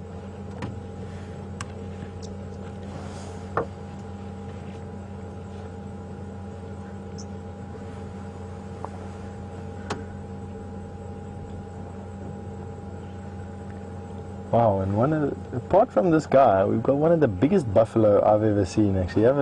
Oh, look, he's got a tiny hole in his ear over there. Sorry, Andrew, I didn't mean to ambush you like that. He's got a tiny hole in his right ear. It looks like he was a bit of a rebel in his younger day. Have a look at that. He had an earring. Who knows what made that hole? It could have been a thorn, it could have been a branch while he was running away. Looks like he's got a diamond stud in his ear. Can you believe?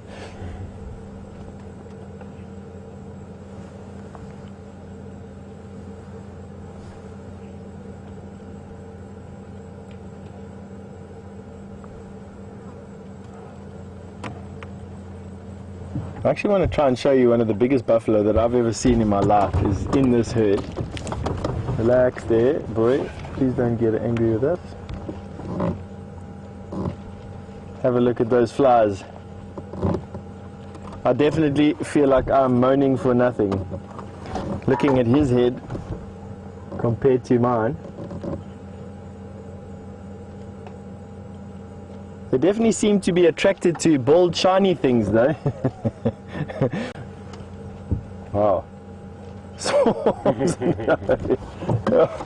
Oh, empathize with you there, big guy. I need to chase you out of here. Let's keep on going. Let's see if I can find. There we go. This is honestly the biggest buffalo that I've ever seen in my life. Andrew, it's this one just on the left of this bush over here. Yeah. Now, buffalo are varied in their horns. Some of them have these massively wide horns, some of them have deep bosses, other ones have these curved horns. And I suppose to everybody, buffalo, I don't know why, I just enjoy that deep curve that this buffalo had. Not so wide, but he has the deepest curve I've ever seen of any buffalo in my life. But I can remember, at least, anyway. I think we've actually got a rare bird. Before I make the comment though, let me just double check. I think we have a new type of lapwing or something in the water over there. The buffalo's just getting in the way, although it makes for a brilliant picture, that as well.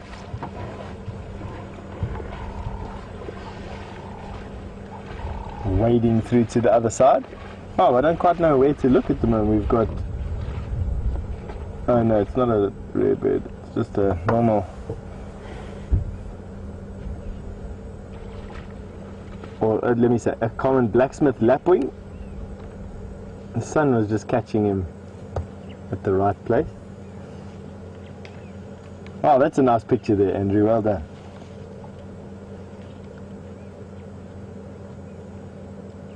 Upside down buffalo hanging onto the ground. Now here comes this big male again.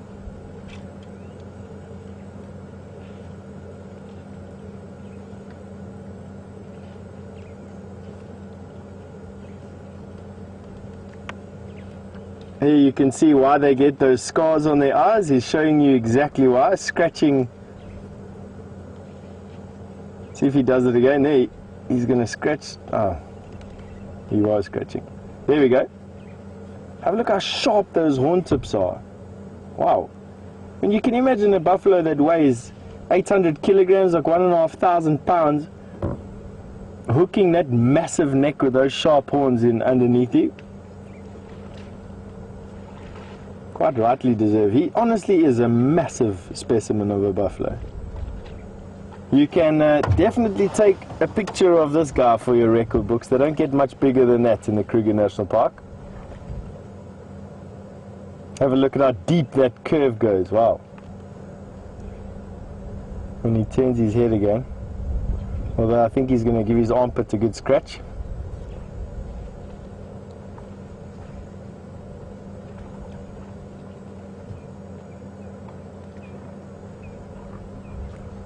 Got a bit of a runny nose. Look at that. Lovely.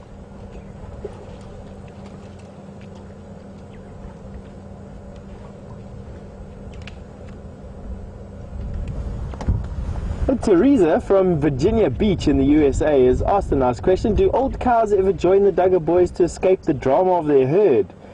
The answer to that question is no, unfortunately not. They are tied into their natal herd. Bull buffalo, when they're around, I can't actually remember off the top of my head how old it is when they join the males. But when young males are ready in their adolescence, they join a different herd within the herd. They join this male-dominated society, or male society of bull buffalo, and they start at the bottom, at the junior ranks, and they basically fight for position all the way until prime specimens. Now, not every buffalo makes a prime bull, and those bulls quite often join these big bachelor herds that are apart and separated from the herds and from the chaos that is the herds. So no, unfortunately the ladies stay, or fortunately let me say, the ladies stay within their natal herds. They stay with their mothers and their aunts, with their sisters and with their daughters and with their cousins, literally until they die, which isn't too bad. You know, it's hard being a bull buffalo. Eventually all your friends get taken and you left on your own for the lions.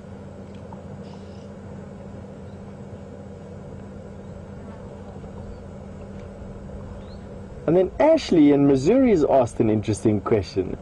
She's asked, are there any bird species that are major insect eaters that could benefit from the amount of flies around these buffalo? Ashley, I suppose there would be. I mean, you get fly catchers. They're a group of birds all on their own that literally live off of flies. But I've never seen fly catchers or any birds flying around buffalo specifically for that little fly that you saw on that buffalo's head. I've seen birds hanging around buffalo that eat insects that they kick up out of the grass. Drongos in particular do that. But I've never really seen insects catching those flies that live on that buffalo like that. That's a good question. So I mean, the answer to that question for me would be no, but I mean, you might find that there are birds that specialize in it. I just don't know of them. I've never seen any birds doing it myself, not in the Kruger National Park or any of the African parks that I've visited. But it doesn't mean that there aren't.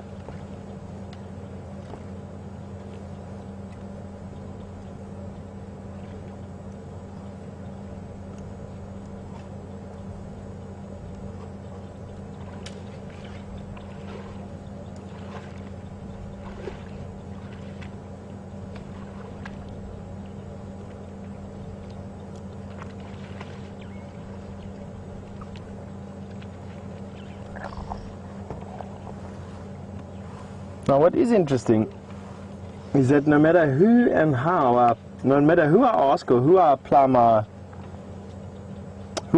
how I apply my mind, is actually what I wanted to say.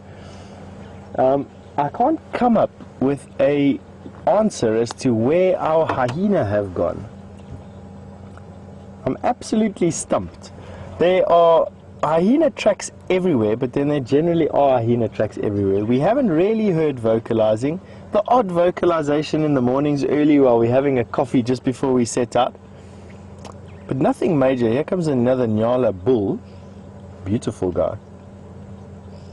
Have a look at how long those horns are. Definitely a day for massively horned animals. That's for sure. I mean, this Nyala is really record book size in terms of horn length.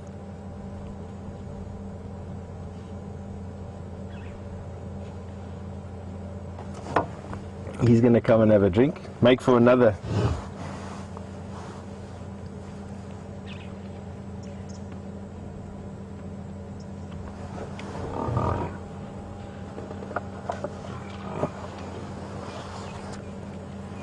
Oh, look over here. That's going to be another beautiful sighting there.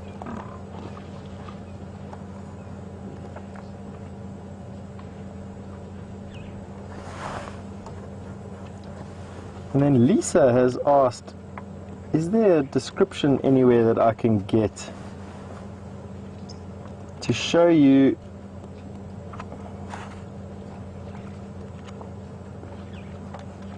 age for the horn length? And there is, I just don't know if I actually have it with me in my reference books at the moment. I'm going to have a look for it quickly while you enjoy this sighting. Do you mind giving me a couple of minutes just of... I have got with me about 5 or 6 mammal books in actual fact, and as far as my memory serves me, one of them has, while you're watching these oxpeckers enjoying preening this Nyala and this Nyala having a drink, I'm going to try and look for them.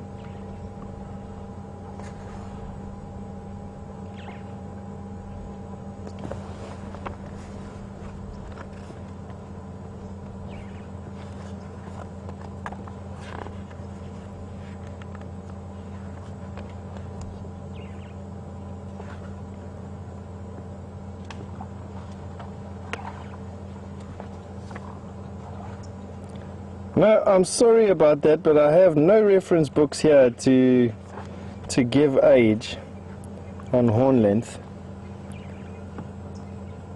Nothing at the moment. No, I really thought that I did have that. Please excuse me on that. I don't have it.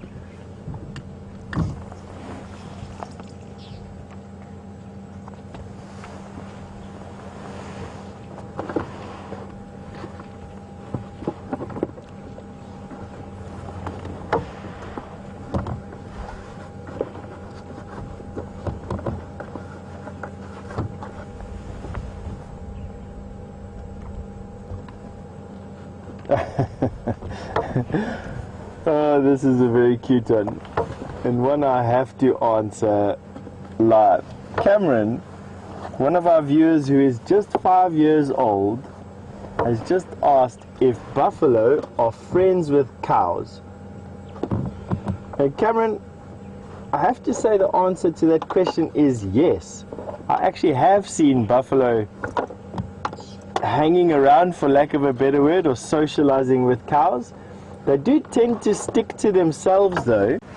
So you'll have cows on one patch of sand and you'll have buffalo on another. But yes, I have seen buffalo mixing with cows, and so the answer to your question is yes. The unfortunate thing is that buffalo are vectors. They carry a lot of diseases that our domestic cattle are not immune to, and actually cows and buffalo don't mix very well. So while they are friendly with one another, they don't do very well in terms of socializing. The buffalo always make the cows sick. Now what is going on? There's 2 buffalo that are wrestling with one another, Andrew, up on the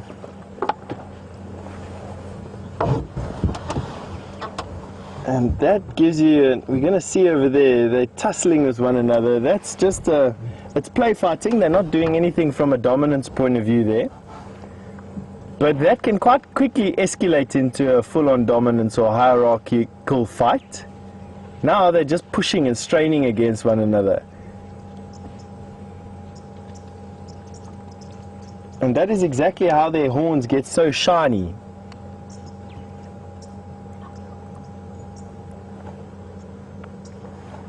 Is they keep on bumping and rubbing it, and it rubs all the... It for one compresses it and makes a relatively, and I say relatively because it's hard anyway, but a relatively soft boss even harder. There's another two wrestling on the left hand side, slightly more left. There you go, in the middle there.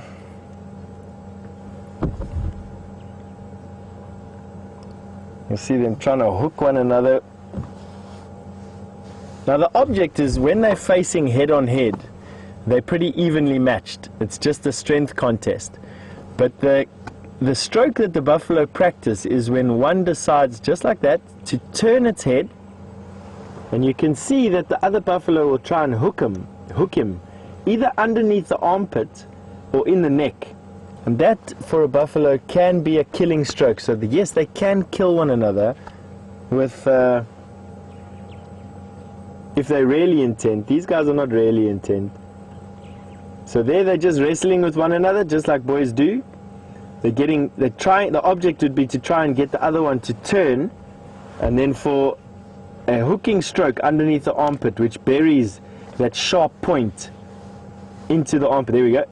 You see how the one buffalo turned? Very dangerous move for a buffalo. So you saw them opening up. Oh, here's a visitor we don't have. Sorry, Andrew. Right in the road in front of us is an emerald spotted dove. Shame, I'm making it very difficult for Andrew to keep up with me today. That is an emerald spotted wood dove, and you'll notice... Oh, come on, land there. There we go. Emerald spotted wood dove, and what you might notice is the flash of the emerald colors just on the two dark spots on the back of the wing. Those are actually metallic emerald green in color.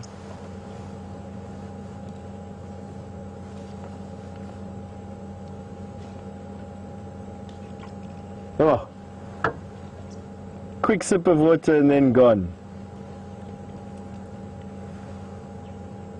Sorry, Andrew. We're going from fighting buffalo to tiny little emerald doves to buffalo standing in the shadows to Nyala coming out to drink. Don't know where or what's happening at the moment. So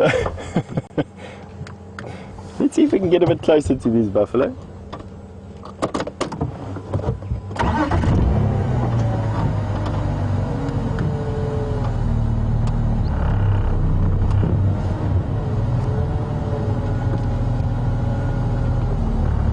Dennis in Lakeville has asked me if I've seen terrapins attacking doves that were drinking at a watering hole before, as he watched the documentary once on this phenomenon.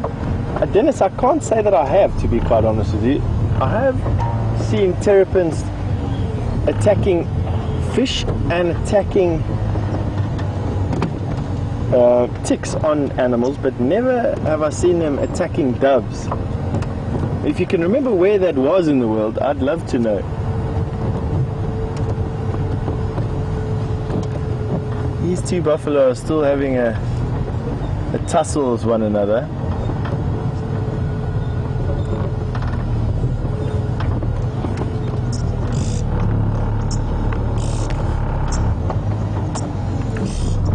Best if we actually go backwards a little bit.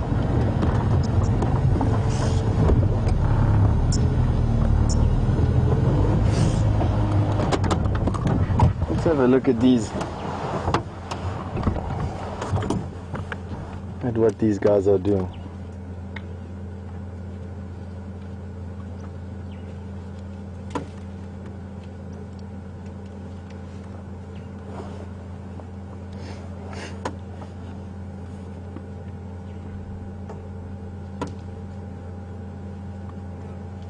It's exactly how they get those massively developed forequarters and necks, is straining and pushing against one another. You can see those sharp, wickedly curved horns.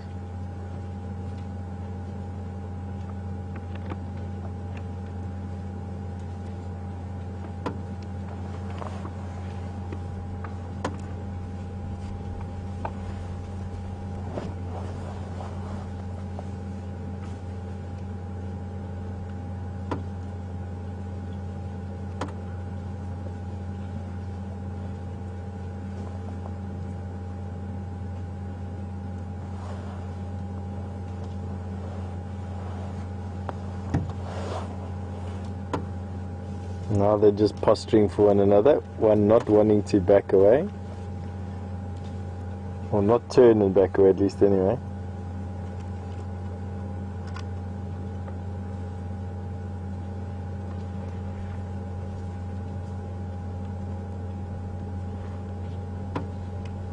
Oh, what a fantastic buffalo sighting we've had this afternoon. Totally unexpected, I must be honest with you. There's really been something to look at every couple of seconds with this buffalo herd. Nothing quite as impressive for those of you who like looking at leopards. But quite rare behavior from buffalo nonetheless. Can't remember when the last time was that we spent some time with as many adult bull buffalo doing their thing.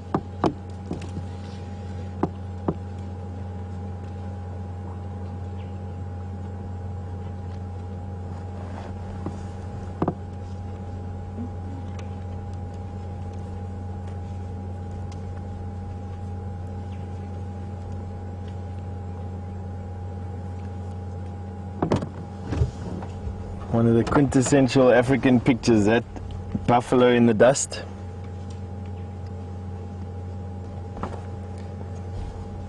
Many stories written about buffalo and what you're witnessing at the moment.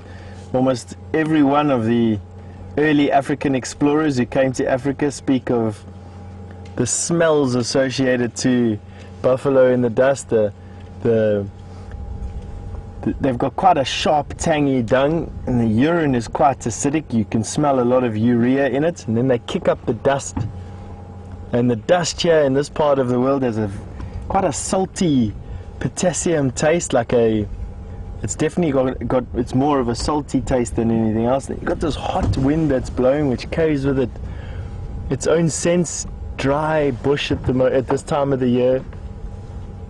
Not a lot of decay, not a lot of moisture in the air.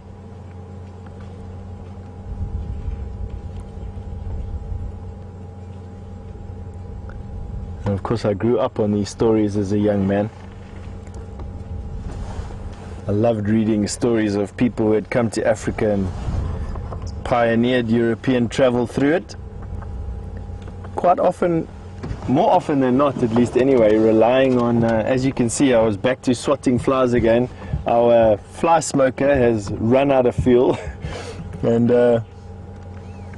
while I was busy relating to some of my childhood memories of the African travelers, and how they very often used to rely on the African people almost totally for support.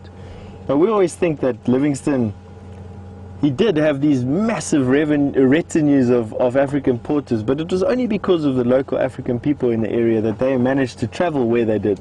It was local knowledge, it was local ways of hunting, it was local ways of navigation, it was local ways of living off of the bush.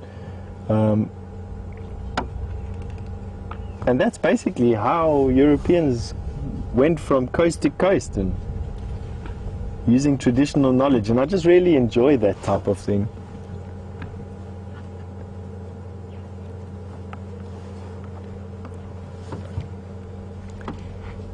Here's these two buffaloes are straining against one another, these two pairs again.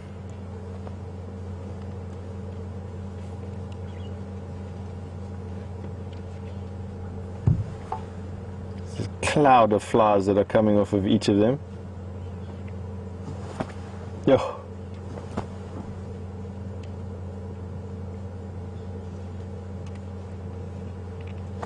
Now, I've had the displeasure of once being left in the dust when buffalo had run away from some lions, and it's definitely one of those lessons that I've learned from. When a buffalo runs away from lions, all of a sudden they leave all of those flies behind. You can imagine every one of these buffalo leaving those couple of thousand flies each behind.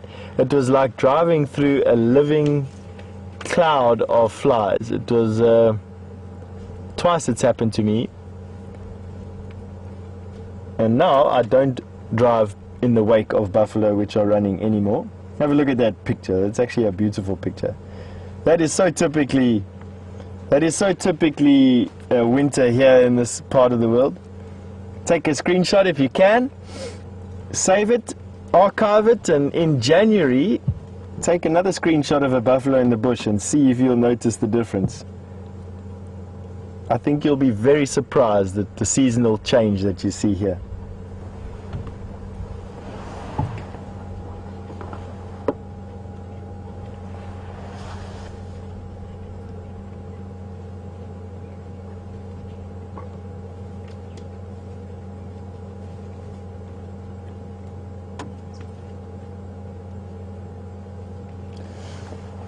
Matt from Texas has just recounted a story for us for me to share and to comment on.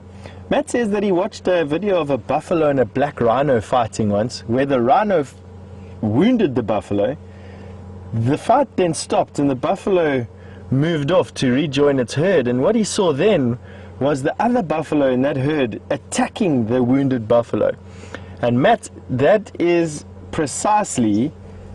Have a look at that buffalo just while I finish the story, busy scratching himself. But Matt, that is precisely what other buffalo will look for. They look for a weakened member, and you probably find that the wounded buffalo was quite high ranking, and the other buffalo, seeing their opportunity, jumped on their chance to increase their standing in the hierarchy. And that is exactly what happens. I've seen it happen a couple of times before. Not with rhino, and particularly not black rhino. That was quite a rare sighting. But when one member of a buffalo herd is wounded and manages to get away from lion, for instance, other buffalo almost always just non-stop attack him. It's one of those things. And then Judith, while we're looking at that buffalo with the boss on his head, Judith wants to know, is the boss on a buffalo's head part of the skull? Now, Judith, the boss, or the horn, does have a bony core, and that bony core is attached to the skull. So yes, the boss is part of the skull. However, the horn is a sheath. It can actually come off. The horn sheath can come off of the bony center, almost right to the tips. There's bone fed by blood vessels. And then those blood vessels then feed that sheath. And although you can't like take it off, it's not like it's not like a wig you can take off. You can, when they're dead and the skull shrinks, when it loses the moisture and the actual bone shrinks, the keratin layer, that's the horn sheath, stays behind. It doesn't shrink, and that you can, if you're careful, you can remove that.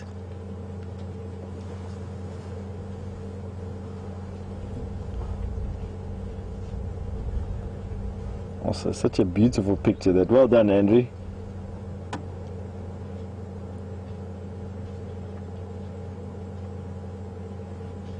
Such a fantastic afternoon.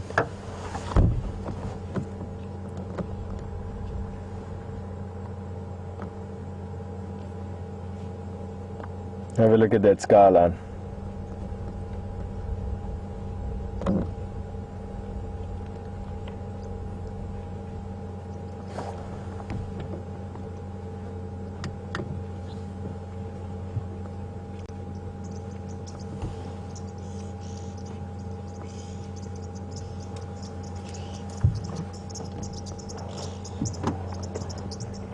Buffalo busy giving us the beady eyeball.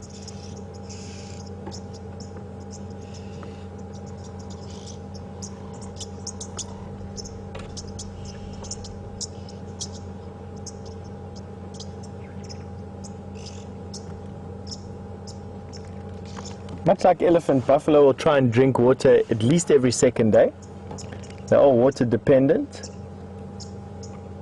They can swim. Quite often they cross quite deep channels in areas where river systems and swamps are prevalent. They will swim. They do not only eat grass, they also eat some plant materials, some sedges. They will eat some water grass and water plants. They don't eat trees though, but they definitely eat some water grass.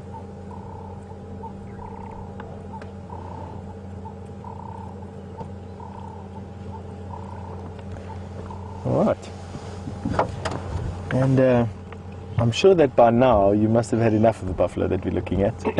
And I'm also sure that Jamie has got an update for how her tracking of Sandile is going. So while myself and Andrew move out of this particular sighting and carry on looking for our spotted cats, Jamie's going to give you an update on hers. See you in a bit.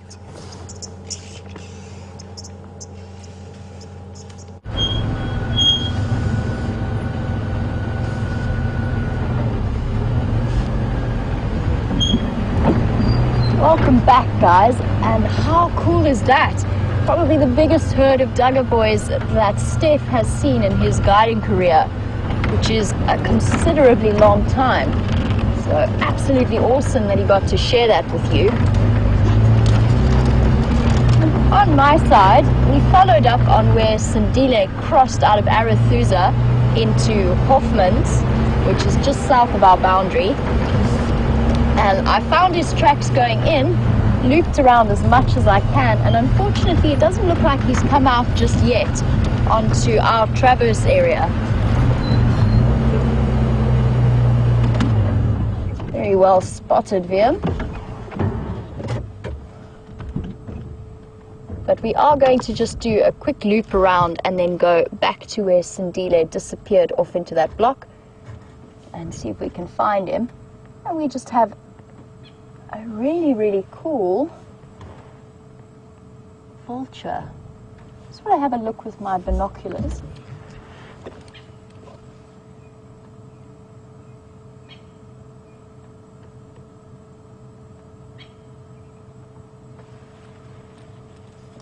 My immediate conclusion was hooded, just because of that tiny head. And I'm going to stick with hooded. It's just that that pink face threw me off slightly. But one of the smaller vulture species, also known as the, off he goes, considered to be the toothpick vultures.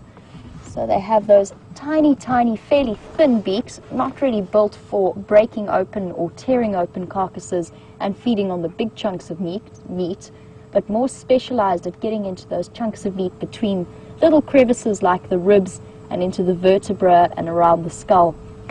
And he's disappeared off. There has been a huge amount of vultures flying around Djuma recently, and that is because they were first attracted to that buffalo carcass on Torchwood, which was killed by the Birmingham boys a couple of days ago, and then obviously with that buffalo kill in the drainage line killed by the Nkuhumas, we had an enormous increase in vulture activity, and they've just been hanging around the area to see if they can find any other food around here. And those numbers will start to dwindle as there are other lion kills in different parts of the reserve. Vultures are really, really good at essentially watching other vultures search for food. So they've got that phenomenal binocular vision that will allow them to see other vultures flying around. And they use that as one method of locating their next meal.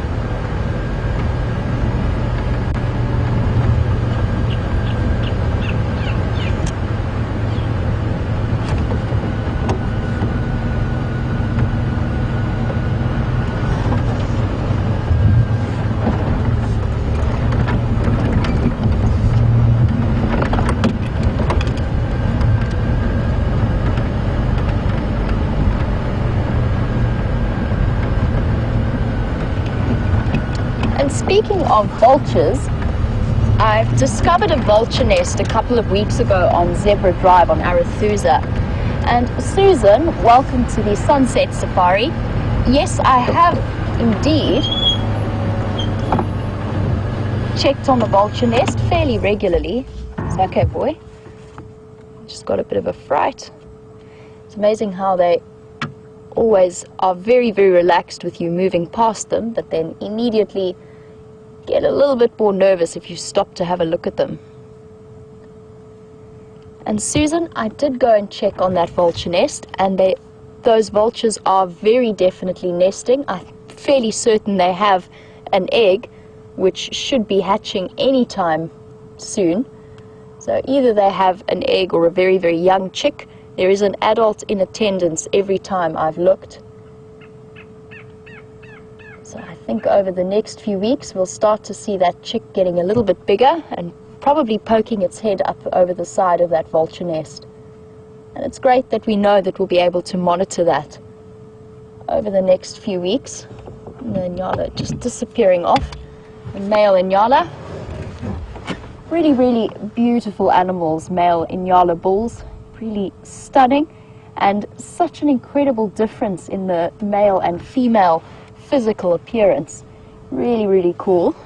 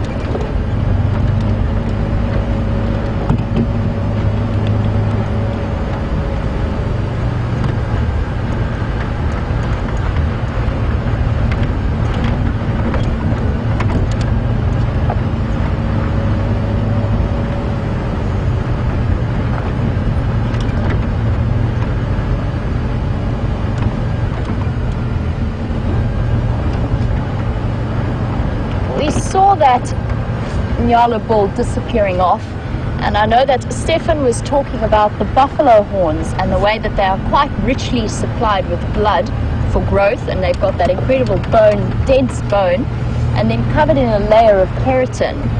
And Enid, welcome to the Sunset Safari. You were wondering if that is the same for across the board with the various antelope species, and the answer to that is yes, it definitely is. All of our antelope grow their horns from growth plates, starting out as soft cartilage that then gets with bone deposits that build up, and it starts to build that bony growth of horn that will continue to grow throughout their lifetime. And it starts off as a very, very rapid growth between birth and a year old, and then 2 years old, and then slowly slows down. But yes, they are all of the antelope have horns that are richly supplied with blood. And they are all then covered with that keratin sheath. Sorry, I just want to check these tracks. Nope. I had leopard tracks on the brain, but it's actually people tracks. Somebody's shoe that I was seeing.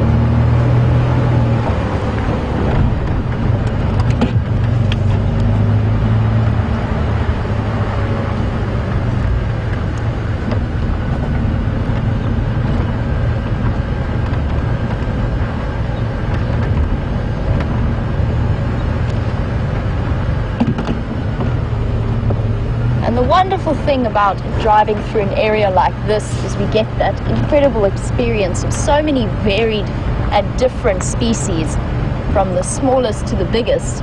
And in terms of antelope, that's probably where we have some of the greatest species diversity. And Freya from London would like to know how many species of antelope there are in the world. That is an awesome question, and it's one that I don't actually know the answer to.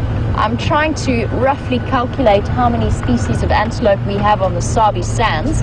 So give me a moment, let's run through them quickly. And let's take the most commonly seen ones in sort of size order. The Steenbok Duiker, Impala, Nyala, Kudu, Eland, Sable, Wildebeest. What else have we got? I'm definitely missing a load of them. We're probably coming up to about 15 different species off the top of my head, and I'm sure there's more that I've missed. And that's just in the Sabi Sands alone.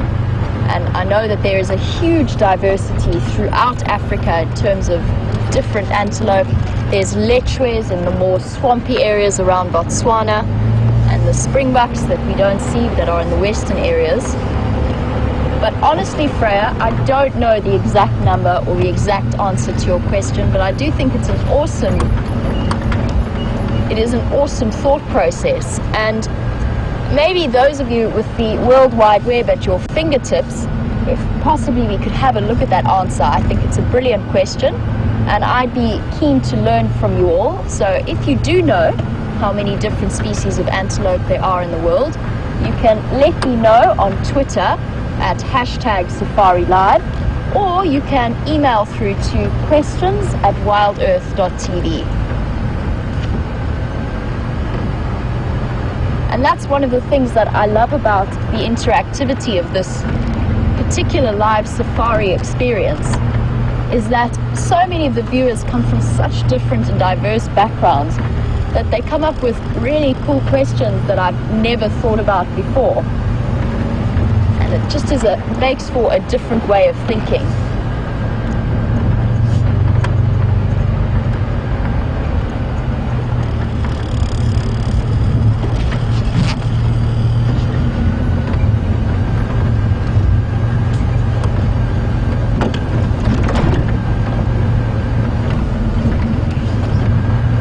And we are talking about antelope species throughout the world, as opposed to the deer species that there are. And Judith was wondering if any of our antelope shed their horns. And that's actually one of the determining differences that makes an antelope different to a deer.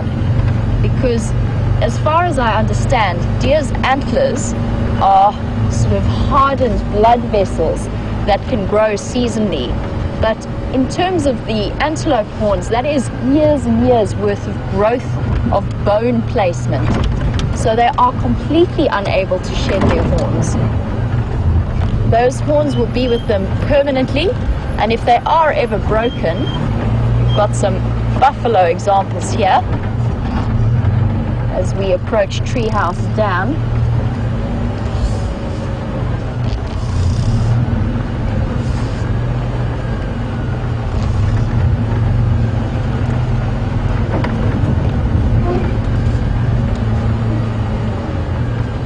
Are moving away from us, but just as they head off into this block, and we are talking about those bony structures, it would be absolutely impossible for them to invest as much time growing back bones each season.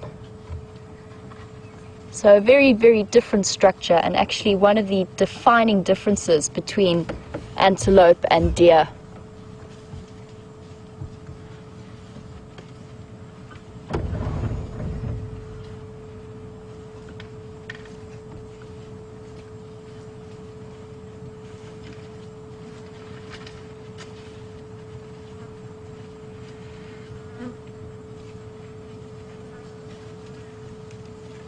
It's obviously a perfect scratching height, and that tree is actually been bent permanently by months and months worth of scratching action. You can see it's been rubbed nice and smooth,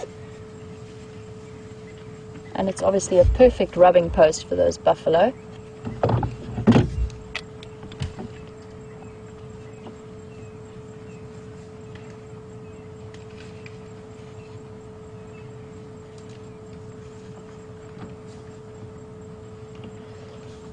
You can see a little bit of red on that buffalo's horn, and I'm not sure if it's chipped through and given us a good example of exactly what we were talking about in terms of those bloods, or that blood supply to those bony structures. It does look as though he's chipped away a bit of his horn, probably from butting heads with other buffalo.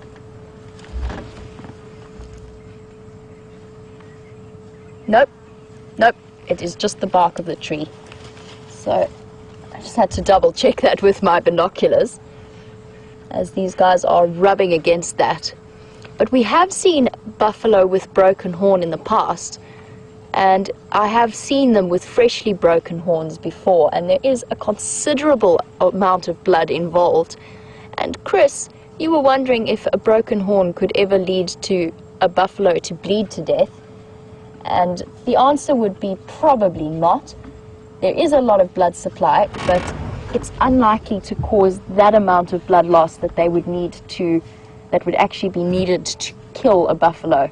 So it's probably very, very unlikely. They are considerably large animals, and although they are well supplied with blood, I don't think that they would bleed to death from the loss of a horn. But that again depends on the condition of the animal. I think that an older or a slightly weak buffalo might actually struggle if they did break a horn.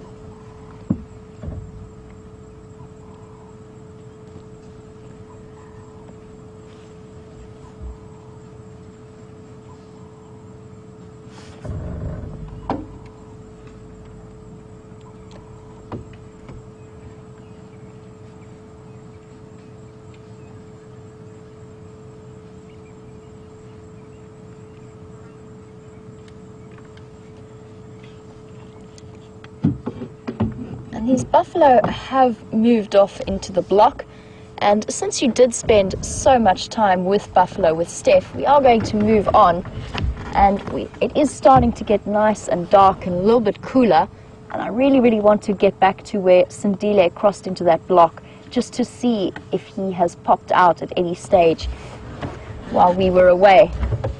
I'm hoping that Shadow might come around and come and call him. Now that the temperature has dropped. There's a bit of a stump in my way there. Just to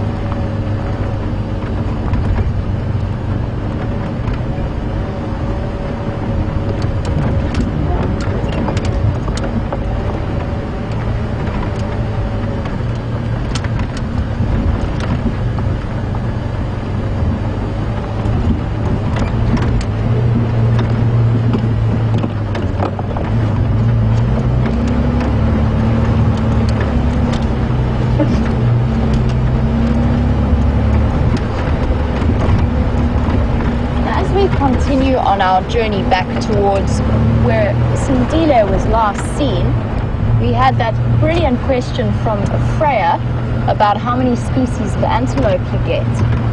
And I put that question out to the viewers at large, and you guys, as always, have come back to us with an answer.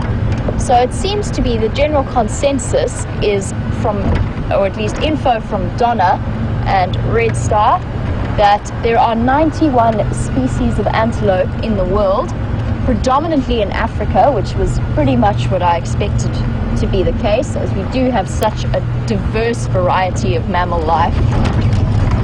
So 91 in a couple of different family groups. And it's amazing to think how they have all adapted and evolved so perfectly to fit into the environment that they are in. And it's still one of my greatest life's wish is to move further up into Africa and travel and see some of the antelope that I'm completely unfamiliar with and that are completely different to me. I've only ever read about them in books or seen pictures of them or documentaries of them. And one day I very much hope to be able to travel further north beyond the boundaries that I have been and explore some of the different antelope species that we get out there.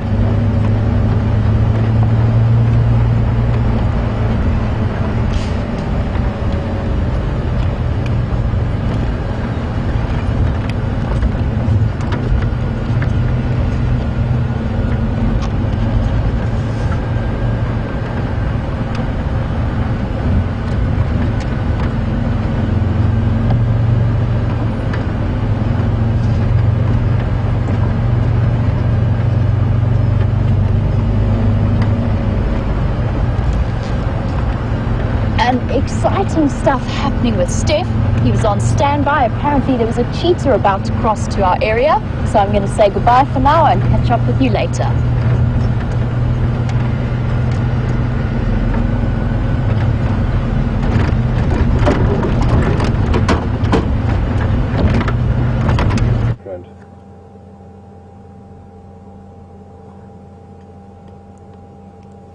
And I thought that we'd share a sunset behind the Drakensberg, behind the mighty Drakensberg with you. It just seems like it's just one of those very clear days. And we're actually going to just watch the sunset. You'll be surprised how quick it happens here.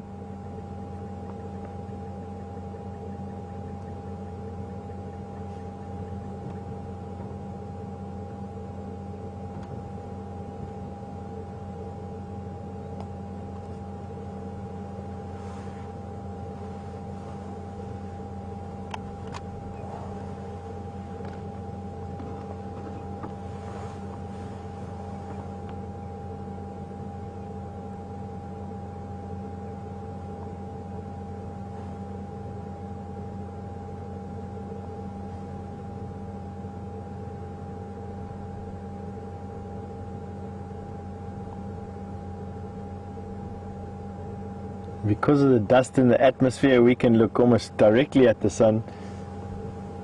If it was clear, we wouldn't be able to see that at all.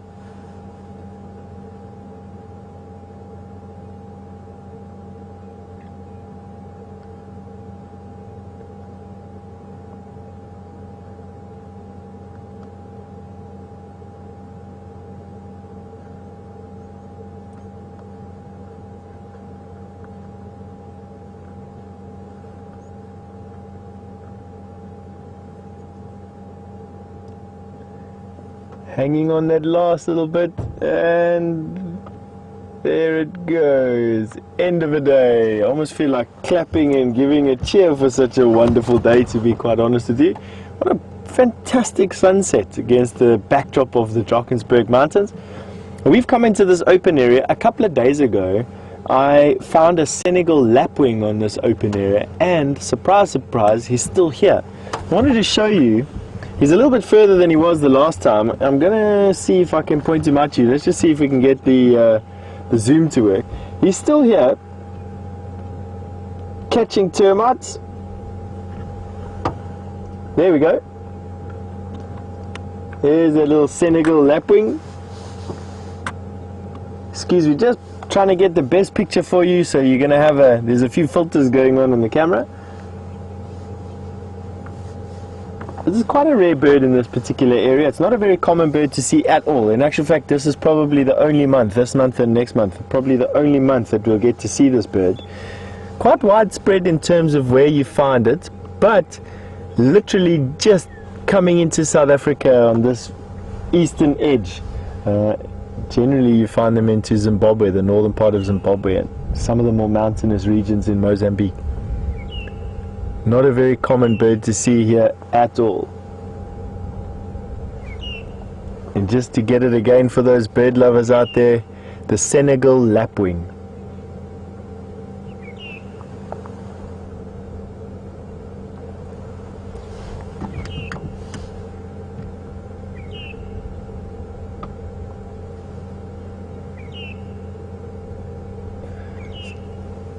So another reason why we have come into this area, apart from the beautiful sunset, which we wanted to show you, and the chance of seeing the Senegal lapwing, is that there was a report of a cheetah being seen in this area.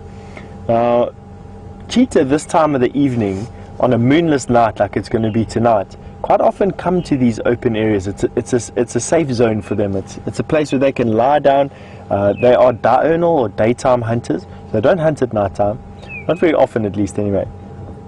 And they will seek refuge in these open areas at night time, giving them the best view for other predators. They are unfortunately outcompeted by hyena, leopard and lion, and so those three animals will take the chance that they can to kill a cheetah if they could get it. The cheetah's got speed on its favor, and in an open area like this, he can or she can run away with ease. But there's nothing here at the moment It doesn't mean anything. This is the first in a series of open areas that we have. And I think what I'm going to do is slowly sort of go through them and see if we can pick this cat up underneath one of these bushes. So I'm going to start the car. Let's carry on going. Let's see if we can pick up one of the rarest mammals in Africa, in the world in actual fact.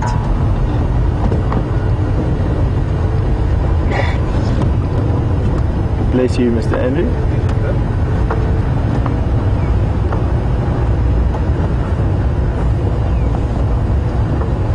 Keeping my eyes peeled. It's not very often we see cheetah. This particular area has got a very high density of leopard and lion, contrary to those of you who've been following my safaris for the last 2 days or so. And they do outcompete these cats. And therefore, you find cheetah in the more grassy areas in the central Kruger National Park and not really on this western flank. We do, however, see them. I can't remember the last time. It was about 2 or 3 weeks ago that we saw a cheetah for the last time, with James and with Jamie. And I'm hoping that we get a chance to show you one, myself and Andrew.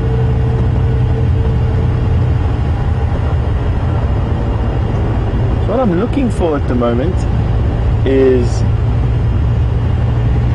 an animal lying on its side under a bush, giving it some visibility, allowing some avenue of escape, not completely hidden, as would be the case with a leopard, for instance.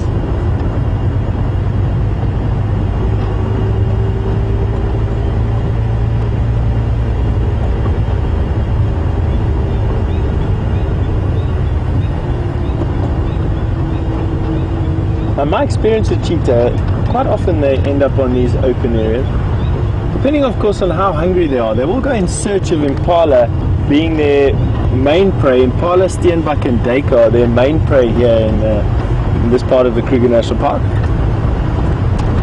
But luckily for the cheetah, these open areas are also frequented by their favorite prey source as well. It's just a question of going to go and check the impala herds in the area and keeping a beady eye open underneath every bush. And of course taking a couple of minutes to switch off every now and again to listen for any alarm calls.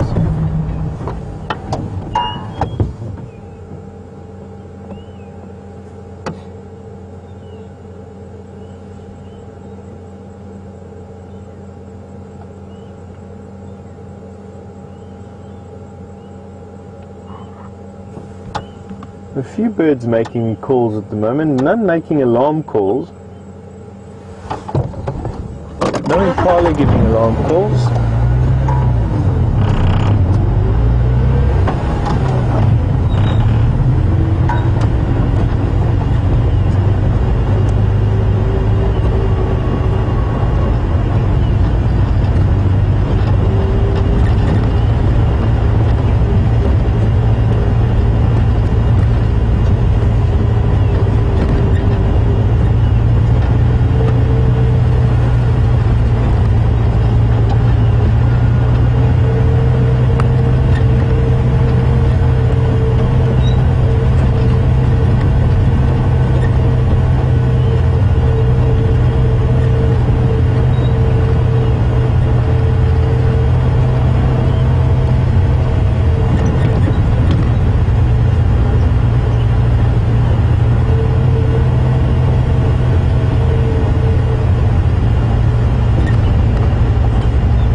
Cheetah hunt at night on occasion, not a lot. My dealings with cheetah are not that much.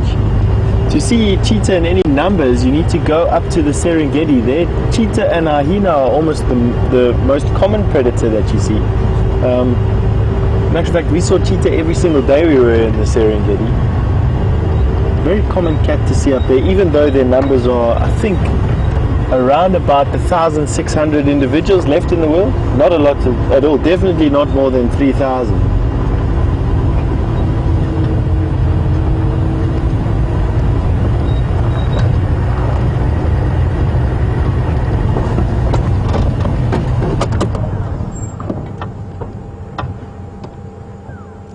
Now we've got a go-away bird.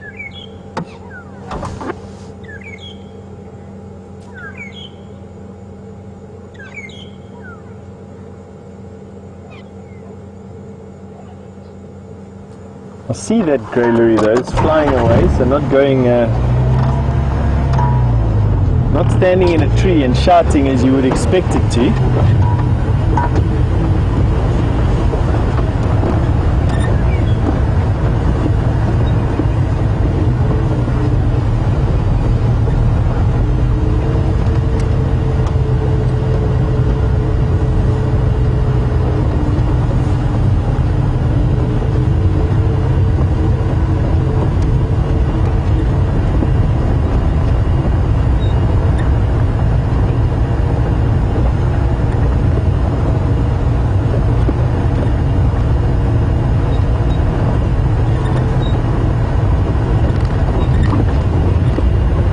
Coming back to that, I've seen cheetah hunting at night time in some areas, in some instances. Majority of the time it was during full moon, when there was enough light to see around. Or others when the cheetah or when a cheetah is really hungry, when you can actually see that they're in need of a meal. Sometimes they'll hunt into the early hours of the morning. Or hunt in the early hours of the morning, or just so for an hour or so outside of sunset. Alright, we're just going to pan off quickly. I've got one of the rangers in the area that is helping us. Just going to chat to them and see what they've managed to learn. Be with you in a second. Hello folks, how are you? Hello. We are live. Hello Mori. I'm fine, and you? Any news? No, I saw two anti-poaching guys Okay. come out, and they had said, I was on Bell 90, they just said south of that power line Impala Junction, underneath a quarry, they've seen a skunk hunt. Ah, So that's what the news we got. But no luck. that's still lying underneath the same quarry. Somewhere, so it's these guys, I don't know how much. Alright. I'm sure they're So they were walking on the power line, they say? came in from that power line Impala Junction, they walked towards Bell 90. Okay. There were some grey lurries that were busy shouting over there at the moment, so yeah. Anyway, I'll turn around and we'll follow you in there. Got to be somewhere. Good. Alrighty, thank you. Thanks for your patience on that. It's always important to find out exactly what the news of this is, and the news is that there were two members of an anti-poaching team on foot in this area, and they saw the cheetah lying underneath a bush while they were coming out of this area, which is good because it's exactly what we're expecting. We're expecting a cheetah to be lying underneath a bush. Now it's just a question of which bush. And that out here, as you can see, can be a little bit tough.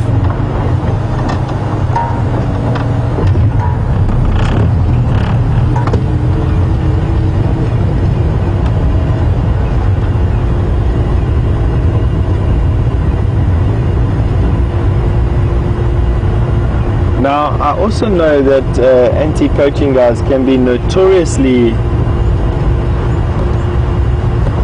mistrustful. How do I say this? They don't really know how to identify animals that well. It may well have been a leopard as well that they saw lying under a bush. But let's give them the benefit of the doubt. There's no reason not to believe them. Perfect area for cheetah, this.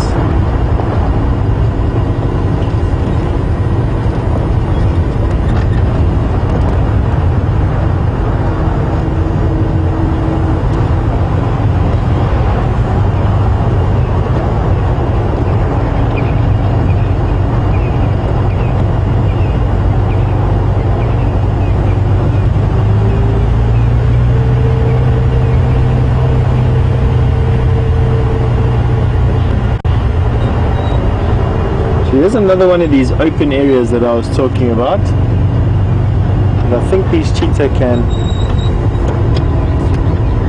It's so typical of where you normally see cheetah, and that's what I'm saying.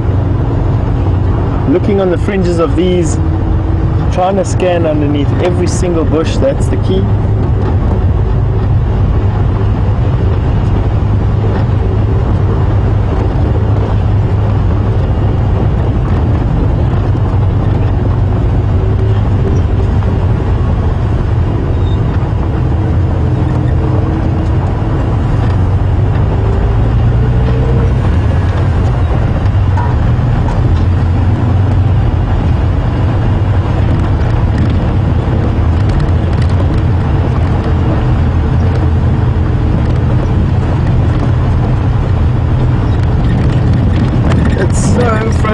Not knowing where these animals are or not even having a track to follow,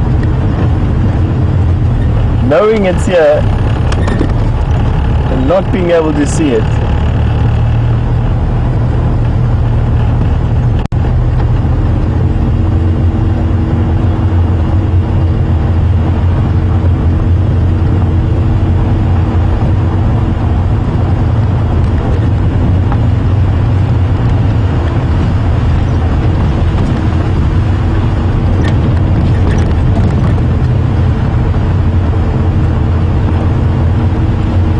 Looking underneath these bushes, I'm sure that you don't want to look at the back of my pink head swinging from side to side while I scan through these bushes. I think a good idea would be to go through to Jamie, and I'm sure she's got an update on her Sindila tracking episode, and then we can update again. We'll be back with you.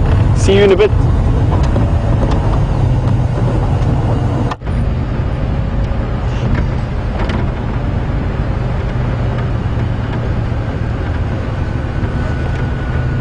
Welcome back, guys, and unfortunately no luck with that cheetah, and I'm afraid to say no luck with Sindila either. So I've looped back around, I've double checked all of him, or what I've learned, that are places that his mother and Shadow and Sindila really enjoy and favor. Unfortunately no sign of him coming out of that block that is just outside of our traverse area. So we might not get lucky with him this evening, but you never know. There's still a couple of minutes left and it's reaching that peak leopard viewing time. So we're not going to give up just yet. We're going to keep looking for him.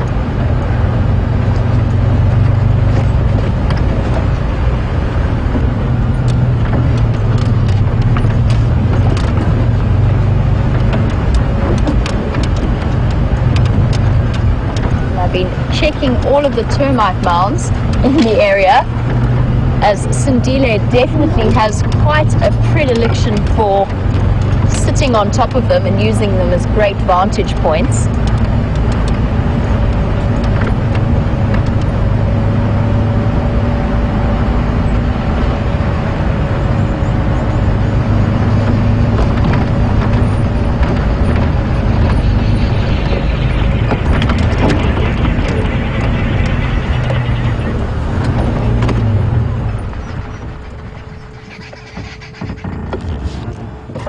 Stop for a moment to listen to the arrow-marked babblers, who, of course, as I stopped my car, stopped babbling, but they were doing a really good demonstration of why they're known as arrow-marked babblers.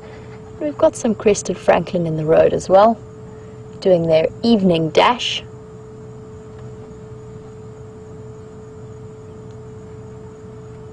Come on, babblers, carry on.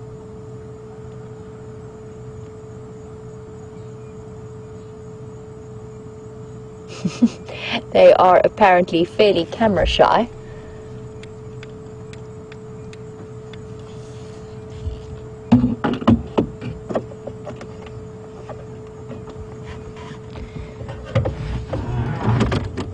So our babblers have stopped babbling, unfortunately. So we're going to continue up. And they've disappeared off, babbling away. I think they're going to stop again if I stop my engine.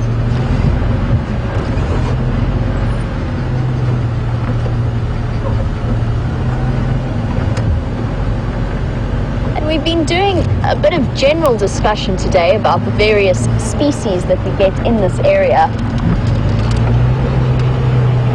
And Julia from Houston, Texas was wondering if we get hedgehogs around here.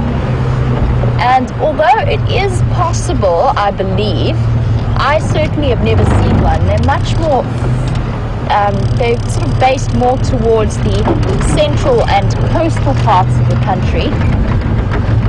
So not something I've seen yet, definitely something I'm always on the lookout for. But as far as I know, this is a little bit outside of their distribution range.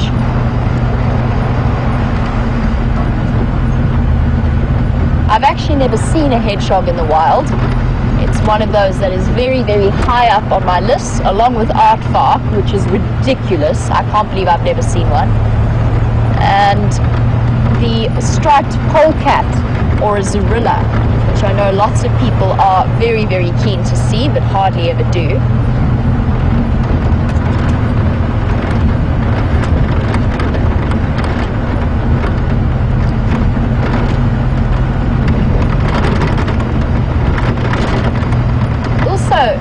Quite high up on the list are some of the lesser seen smaller cats. And Garor, you were wanting to know if we get caracal in the region, and we definitely would. This would be the kind of habitat that you do find caracal in, but because of the very, very high predator, lion, leopard and spotted hyena density, they tend to be quite uncommon. To the best of my knowledge, Liam, you said you haven't seen one before here. Or have you seen any? No, but they have seen on the drive. But they have been seen on the drive? Yeah. Okay, so caracal have been seen before on the drive. Oh, okay. So caracal haven't been seen, but serval have, which are the slightly smaller or slightly slimmer in build cats. Very, very high up on our list of things that we get super excited about if we do see them. I've only ever seen a couple of wild caracal. I have seen more wild caracal than I have serval.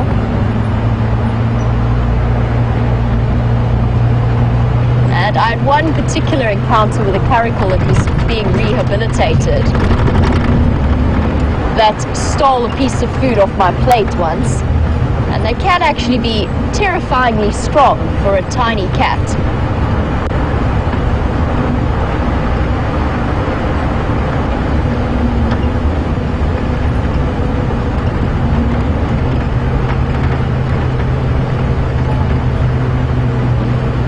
Animal that I'm very keen to find and see is the elusive and very shy and secretive brown hyena. And Zanda, I know that you were wondering whether or not there have been any recent reports of brown hyena in this area. To the best of my knowledge, no. I certainly haven't seen one in quite a long time. And I'm not sure that any have been seen since that one was seen on one of the live safaris a couple of months ago. An absolutely incredible animal, very, very shy and secretive. And you don't often hear them vocalizing. They're not nearly as vocal as their loud spotted hyena cousins. But when you do hear them, it is a very peculiar sound. It's a funny cackling sound. It sounds like people having a party far away in the distance.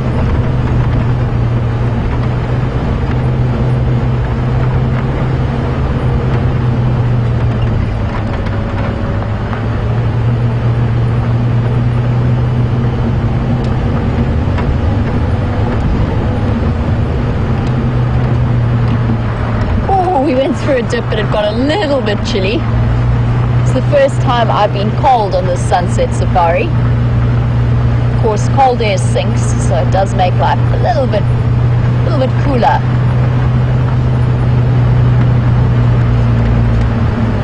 And unfortunately, I'm back right where Sindile's tracks disappeared off into the block. It is the block that is just ahead and to the left of me, and still no sign of him. But it does mean that we've got a really, really good place to start looking for him tomorrow morning for the sunrise safari. At least we had some time spent with the Birmingham boys. From what I could understand on the radio, they have now moved west across the drainage line, as I did expect them to do. So they're exploring new territory off into Elephant Plains area, just beyond our boundaries. But I'm sure they will be back. They seem to have plenty to say in this area, plenty to do. So we'll be seeing more of them in the weeks to come. Just checking very carefully that Sindile is not hiding in this block off to my right. But we'd be happy to know that Project Pachyderm Poo is well underway. We've got some nice sample, or at least I've got some nice sample sizes and some good ages to associate them with. And all in all, an afternoon that I would consider to have been exceptionally productive. And as we head off into the night, I'd just like to say a big thank you to Viam for all of his camera work, and a huge welcome back from myself and I'm sure all of the viewers. We're all very, very happy to see you back. And do not forget to tune in for the sunrise safari tomorrow. It's going to be exciting. I know exactly where I am planning to start my trip, and that will be around here looking for Shadow and Sindile in one of their favorite areas. So without further ado, I'm going to say goodbye to you for now, and I will catch up with you tomorrow morning for the sunrise safari. Cheers, guys.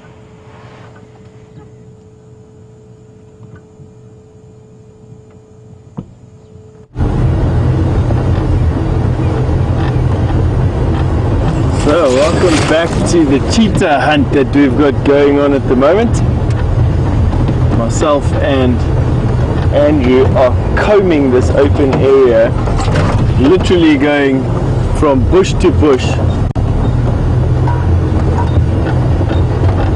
to see if we can find this cheetah for you. We're not giving up. There is something there.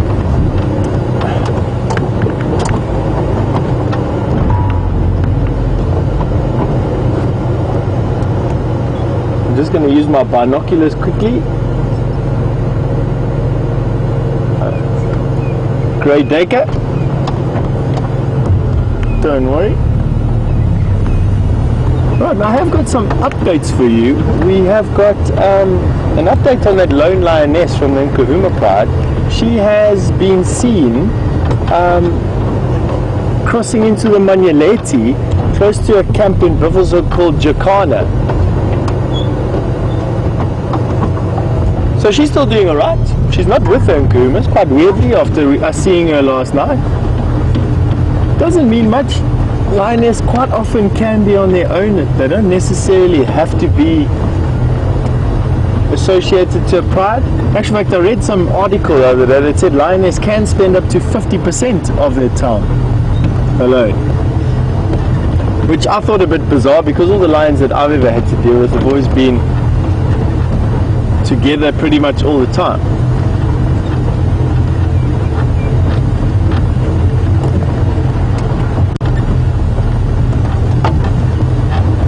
Try and look and steer this car.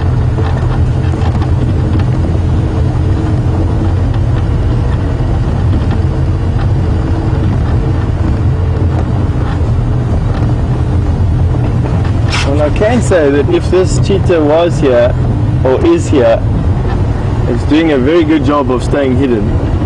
I've pretty much driven to every single bush that I can find that may hold a cheetah. And my feeling is, if it was lying over here, that it moved off once I got to see those guys on foot that saw it. Cheetah on foot are not really that scared of people because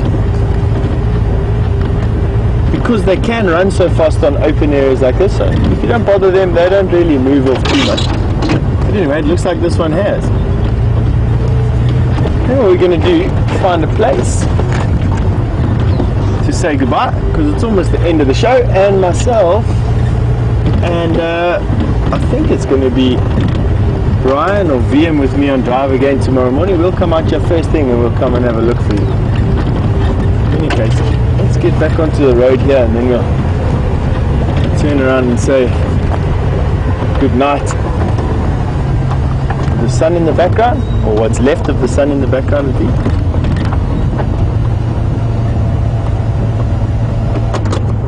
There we go. Well, I've had a really fun time with everyone today. It was a fantastic buffalo sighting. That was honestly the buffalo sighting for me of the drive. And I know Andrew enjoyed it, even though I was creating a bit of a ping pong match with him, trying to keep up with what I was seeing. But from myself and from Andrew, we really want to say thank you for all the questions that you sent through today, and from, I'm sure, Jamie and VM for the comments that you sent through to them. And I just want to say a big thank you very much to Tara and Jess in Final Control. We'll see everyone again for the sunrise safari tomorrow morning. Have a good night. Bye-bye.